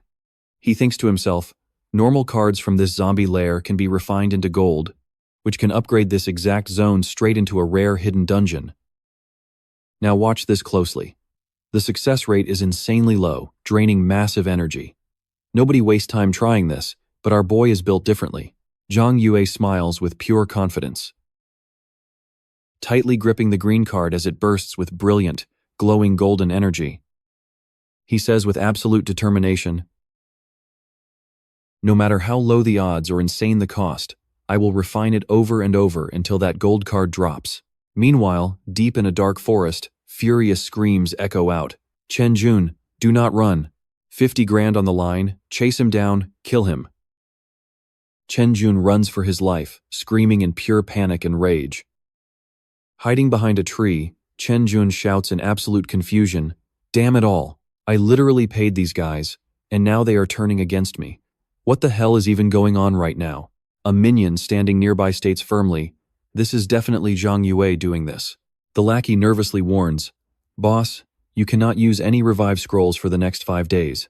To be safe, just wait until the cooldown completely ends before trying to level up." Chen Jun grinds his teeth, raising his fist to roar out a hateful vow.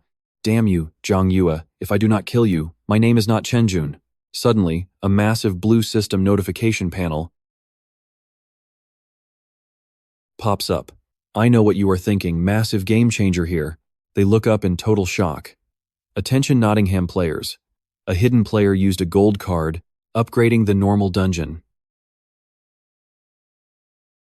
Dark zombie lair into a rare hidden dungeon open for the next 2 hours. All players are welcome to come and challenge this hidden dungeon. Everyone who joins the challenge gets an incredibly massive buff. For 2 hours, any player dying in the lair gets exactly 1 totally free revival." Chen Jun cheers with absolute excitement. His body literally radiates aura. "The heavens are helping me. With this free revive, I can easily clear a level 15 mini-dungeon now." Chen Jun yells, "Gather the squad quickly. Let us raid it and snag rare gear." The minion excitedly shouts back, "Yes, right away, boss." A humanoid monster with red skin and sharp horns roars furiously as a golden beam smashes right into it. Lu Yao smirks smugly and thinks to himself, "A free revival? Perfect for someone like me, who cannot use normal revive scrolls anymore. And trust me, against someone like me, you cannot use those revive scrolls anyway. Watch this perfect trap unfold." He barks orders to his subordinates. "Pass down my command. Every single member of the Supreme Guild must gather and push into the dark zombie lair." Trong Duyet stands over a pile of monster corpses, gripping a token and thinking. One of the main quests in this second world is fully clearing a dungeon. Staring at the glowing token, he realizes the rewards from this upgraded hidden dungeon are about to skyrocket massively. And with that free revive perk on the table, he is dead sure they will bite. A massive defeated monster corpse is completely wrapped up and burning away in sinister, bright, purple magical flames. Those purple flames suddenly swirl together, transforming into a gigantic, terrifying creature of pure shadows. A bird-like beast with glowing red eyes, Trong Duyet just smirks coldly. Now pay close attention to how he sets up this hunt. Standing tall, he faces down this massive purple beast. Golden aura erupts violently from his entire body as he loudly declares his next move. "First things first, I need to take out the warden of this dungeon." A boss status screen pops up. Dark Zombie Lord, magic type enemy. Level 15 boss monster. 210 magic attack, 180 physical defense. Magic defense 120, health 1350. Skills include Dark Death Ray and Undead Curse Explosion. Description: the Lord of the Undead living in shadows. Do not ever provoke it lightly. The price of failure is something you simply cannot handle. A terrifying explosion of fire violently shakes the ground. A brilliant burst of golden energy mixed perfectly with swirling dark purple tentacles completely sweeps right over the defeated monster body, which is now totally engulfed in purple flames. Truong Duyet stands there, eyes glowing with power. He stares down menacingly and issues a harsh warning. "You better behave yourself right now, or I definitely will not mind letting you share the exact same fate as your subordinates." A new system alert flashes. Please note, a massive number of challengers have just entered the Dark Zombie Lair secret realm. Trong Duyet thinks to himself, "For Tran Tuan and those average guys, They absolutely cannot afford to buy Secret Realm Revival Scrolls. You and I both know this free revive bait is way too good to pass up. Truong Duyet narrows his eyes with absolute cold calculation. He spots several different groups of players already locked in fierce combat. Surprised, he notices Tukam Injan and the Supreme Guild forces arriving right behind them. He mutters, "My target is only one person. It is honestly better if I do not drag anyone else into this mess." So he decides to trigger the rule modification. A green token suddenly radiates an intensely brilliant golden light in his hand. A system notification pops up. As the esteemed owner of the golden secret token, you currently have 3 chances to completely modify the rules of the Dark Zombie Lair. Please select exactly what you wish to change. Deep inside the dungeon, absolute chaos breaks out among the fighting players. Panicking, Tran Tuan screams at Tukamnon while swinging his sword. "Kamnon, stay near me!" Tukamnon looks annoyed, thinking, "So annoying. I was just planning to go find Truong Duyet. If it was not for my uncle, I would not care about this coward at all. I know you will love this." Tran Tuan and his crew are completely paralyzed by the new system alert. All players inside the Dark Zombie Lair secret realm, please pay close attention. Because the golden token holder has officially altered the secret realm rules today, the free revival mechanism upon death is immediately cancelled across the board. Town portal summon scrolls absolutely cannot be used inside this secret realm, and you cannot exit midway, or kill white-named players anywhere inside this secret realm. No penalty to your sin value, and boom, the secret realm entrance is officially sealed shut. Stick with me here, another notification pops up. A brand new hidden quest just went live. The system demands 500 zombie kills, and good news, they all count as a team score. Plus, you gotta take down the realm's ultimate guardian, the massive dark zombie boss. Tran Tuan starts panicking, totally losing his mind. Damn it. What is happening right now? Is this guy absolutely insane? Why would he completely change the rules like this? Does he have a death wish? One of his terrified lackeys nervously speaks up. "Boss, what if the guy who triggered this secret realm is actually Truong Duyet? What if he deliberately lured us right into this?" Tran Tuan furiously denies it. How could that loser possibly get that lucky? Crafting a legendary golden token has a ridiculously low drop rate. There is absolutely no way he pulled that off. You really think he has hundreds of thousands of spare energy points just to pull a massive prank on me? Tukam Ngan, looking absolutely adorable in her chibi form, casually points out the obvious. Now watch closely, this rule change seems completely engineered to trap somebody very specific in here. Tran Tuan instantly shoots that crazy theory down. It cannot be him. That coward is probably just terrified of facing too much competition inside the realm. He clearly just wants to hoard that sweet first clear reward all to himself. Tran Tuan quickly turns to Tukam Ngan, acting all confident and protective. "Don't worry, Kam Ngan, I am right here with you, so there is nothing to fear. No matter how much he twists the rules, I swear I will help you perfectly clear this entire secret realm." Tran Tuan loudly rallies his team. "It is just 500 zombies. Let's wipe them out and finish this fast." Still in her tiny chibi form, Tukam Ngan looks completely unimpressed, thinking to herself, "You really should worry about saving your own skin first." Heavy armored shoes stomp loudly across the eerie, purple-stained ground of the dungeon. Tran Tuan confidently gathers his forces together, shouting at the top of his lungs with fierce determination. "Next up, we just have to obliterate the boss, and that legendary first clear reward will finally belong to our mighty Misty Rain Pavilion Guild." Suddenly, a terrified lackey points a trembling finger straight ahead. "Boss, I think there is actually somebody standing over there."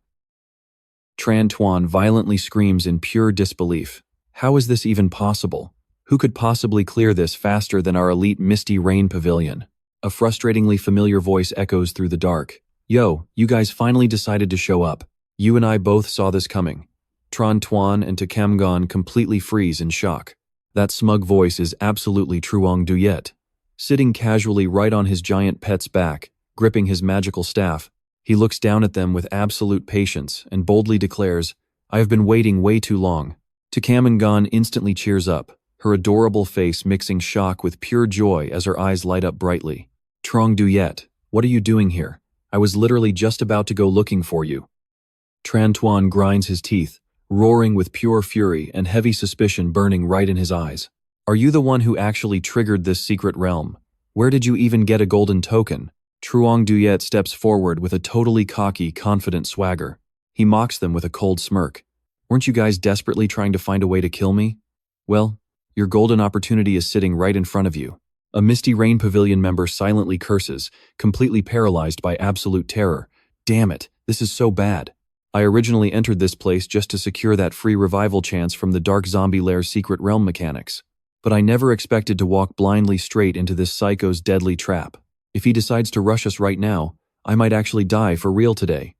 Tran Tuan arrogantly screams at the top of his lungs, trying desperately to act tough. You really think you have what it takes to lay a finger on me? I am completely backed by the Tran family, one of the 3 major powerhouses in Lianhai City. Even Tu Than, the mighty chairman of the Tu family, has to show me absolute respect when we cross paths.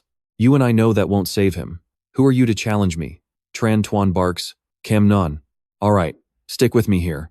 They scream to use binding powers on Zhang Yue, swearing to slowly chip away his health until he dies. Su Jinyan flatly refuses them. Her response is just ice cold. Zhang Yue used to be a Misty Rain Guild member, and how exactly did you treat him? You tried to kill him first, so do not blame him for defending himself. I am definitely not supporting your pathetic bullying. Chen Jun is sweating bullets now, his face twisting in complete shock and confusion. Panicking, Chen Jun points his finger and screams out his order. Damn it, all of you attack. Kill Zhang Yue now. His guys are visibly hesitating and absolutely terrified. We want to, but our levels are way too low, and this guy can literally solo a boss all by himself. Yeah, right. We are not going to charge in just to die. Chen Jun completely grinds his teeth, sweat pouring down his face, looking utterly helpless and absolutely furious. Waving his arms around, Chen Jun desperately screams, trying everything to convince his terrified men. There is absolutely nothing to fear. You guys still have your revive scrolls, so just attack him now. Every single time you die, I will personally pay you $5,000 in compensation. I refuse to believe he can survive a massive wave of endless human attacks. 2 players glance at each other, totally tempted by the cash. One mutters, $5,000. Plus I still have 1 revive left. The other instantly agrees, saying he is in too. One player charges forward yelling, men die for wealth just like birds die for food. Sorry about this, man. Then he screams out, commanding the rest of the guys to attack. Now watch this. Zhang Yue just smirks. He knows this guild is absolutely nothing compared to a level 9 monster wave. One guy leaps into the air, swinging his sword to unleash a bright yellow energy strike. Zhang Yue stands his ground, staff ready. Violent bursts of energy come crashing down all around him. Zhang Yue unleashes a massive sweeping attack. System notifications immediately start popping up everywhere. System message, you killed Misty Rain Pavilion player Vang, 0 sin value. System message, you killed Misty Rain Pavilion player Binzo, 0 sin value. System message, you killed Misty Rain Pavilion player Tuzing, 0 sin value. He thinks to himself, killing white name players in this area will not even increase my sin value. Does that mean I can just slaughter them without worrying? Chen Jun and his remaining subordinates stare at the absolute carnage in pure terror. He desperately yells out loud, hurry up. While he is distracted, let us kill the boss and finally clear this secret realm. You and I saw this coming, right? A massive silver-armored scorpion with glowing red eyes blocks the players trying to attack the boss. Another player looks totally surprised but confidently says, what the heck is that? Is that his pet? It is just an armored scorpion. Let me handle this thing easily. The player slams his heavy sword right into the scorpion armor, making a loud clang but causing absolutely 0 damage. He screams in total disbelief and anger, what in the world is happening? I am a solid level 14 warrior, with every single point dumped into strength, and I cannot even damage this damn scorpion at all? Zhang Yue laughs mockingly and says, well, it would be really weird if you could defeat this level 15 elite silver-armored scorpion. It literally has 2 pieces of 2-star level 15 gold defensive gear equipped. The scorpion's sharp tails slice through the air. A voice screams to charge. Trust me, you are going to want to see what happens next. Push forward and wipe them all out. You will get 20,000 cash for every single head. Let's dive in. Watch as Chen Tuan's guys get absolutely shredded by a massive arrow storm. Panicking, they scream out, "Who the heck is ambushing us right now?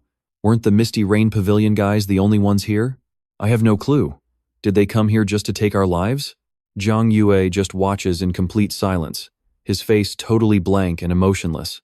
A whole new squad of players charges right into the chaos, roaring together, "Kill." These newcomers move with lightning speed, diving straight into the dead center of the battlefield.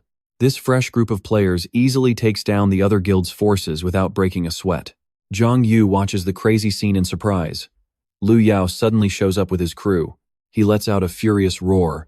"You actually dare to lay a hand on my people?" One of his subordinates quickly speaks up. "Boss, do not worry about a thing. With me here, those rotten little shrimps are absolutely nothing." Meanwhile, Zhang Yue looks totally annoyed and completely fed up. He mutters, "This guy again."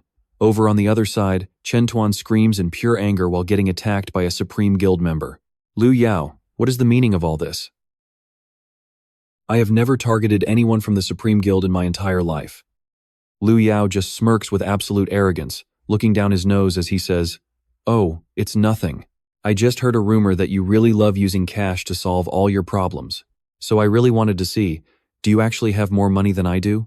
Lu Yao points at Chen Tuan's guys, and watch closely, he drops a wildly tempting offer right here. "I will give you all a chance to get rich. I will drop 1 million cash to whoever kills your very own guild leader." Chen Tuan's men scream out in absolute shock. 1 million? Panicking, Chen Tuan roars at his own squad, trying his best to threaten them. "You bastards! Are you all seriously thinking about betraying me right now? Anyone who dares to make a move will become a bitter enemy of both the Chen and Su families." Suddenly, a truly terrifying wave of purple and red energy explodes outward and rapidly spreads across the entire battlefield. One player screams out in absolute pure terror. "What the heck is this?" From deep inside that wild energy wave, a massive shadow creature steps out.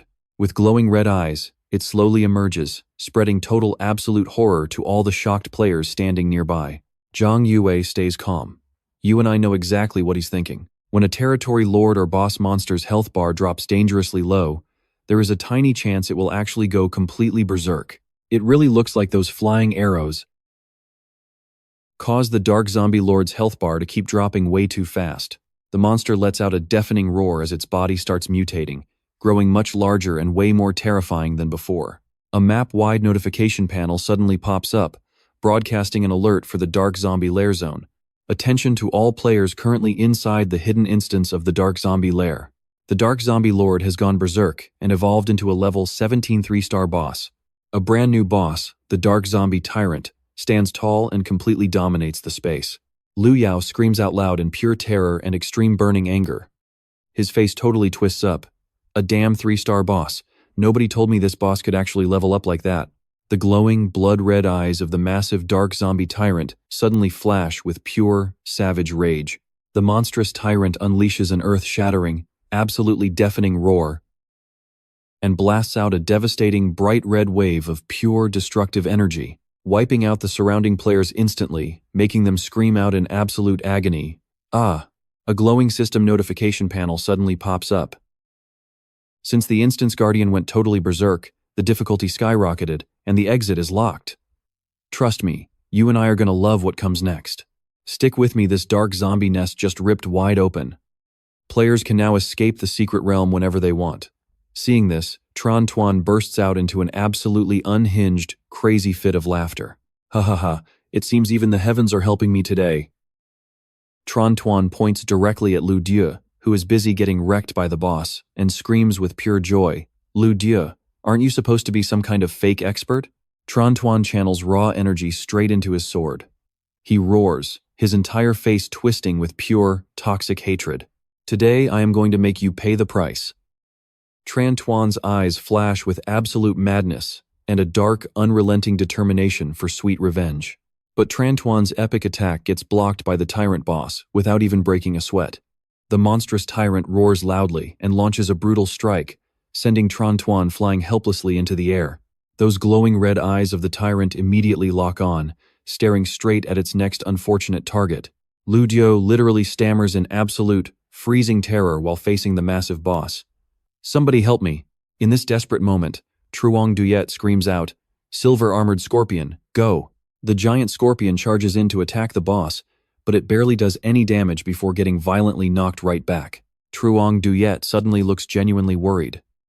Now, watch closely, he realizes it became totally different after its massive level up. He never expected it could make his silver-armored scorpion lose that much health so quickly. Meanwhile, Trontuan laughs while casually stepping right into the teleport portal. He yells out completely shamelessly, "You pathetic pieces of trash actually want to kill me? You can wait another 10,000 years. Have fun dying, because I am out of here." Truong Duyet screams out with insane urgency, "Do not move." Two massive giant scorpions are just about to completely crush Lu Dieu. He shrieks in absolute pure panic, "Ah, save me!" Truong Duyet quickly glances over toward the glowing teleport portal. He is faced with a brutally hard choice. I can only use this teleport skill one time. If I choose to kill Tran Tuan right now, then Lu Dieu, who cannot respawn, dies here forever. Truong Duyet stomps his foot hard on the ground, making his final decision. He blasts an ice spike skill straight at the boss, managing to deal some damage and actually slowing the massive monster down. The tyrant lets out a furious roar as its body gets partially frozen solid by those extremely sharp, heavy ice crystals. Truong Duyet fiercely dashes forward, yelling loudly as he shoves Lu Dieu completely out of the boss's attack path. "Get out!" The tyrant roars again and smashes a ridiculously heavy blow into the ground, completely shattering the ice. You and I both feel his sheer shock. That was an A-rank ice spike skill, but it somehow only dealt over 100 damage. He stares down the gigantic boss and finally admits to himself, a level 17 3-star boss is honestly just way too hard to deal with. He rapidly moves around and thinks, I can only rely on my physical agility right now to try and find a tiny opening to counterattack. By constantly moving all around it, he perfectly dodges strikes while unleashing flaming fire arrows to deal continuous, burning damage to the boss. Lu Dieu furiously screams right into his subordinate's face, "What the hell are you still standing there for? Go and help him now."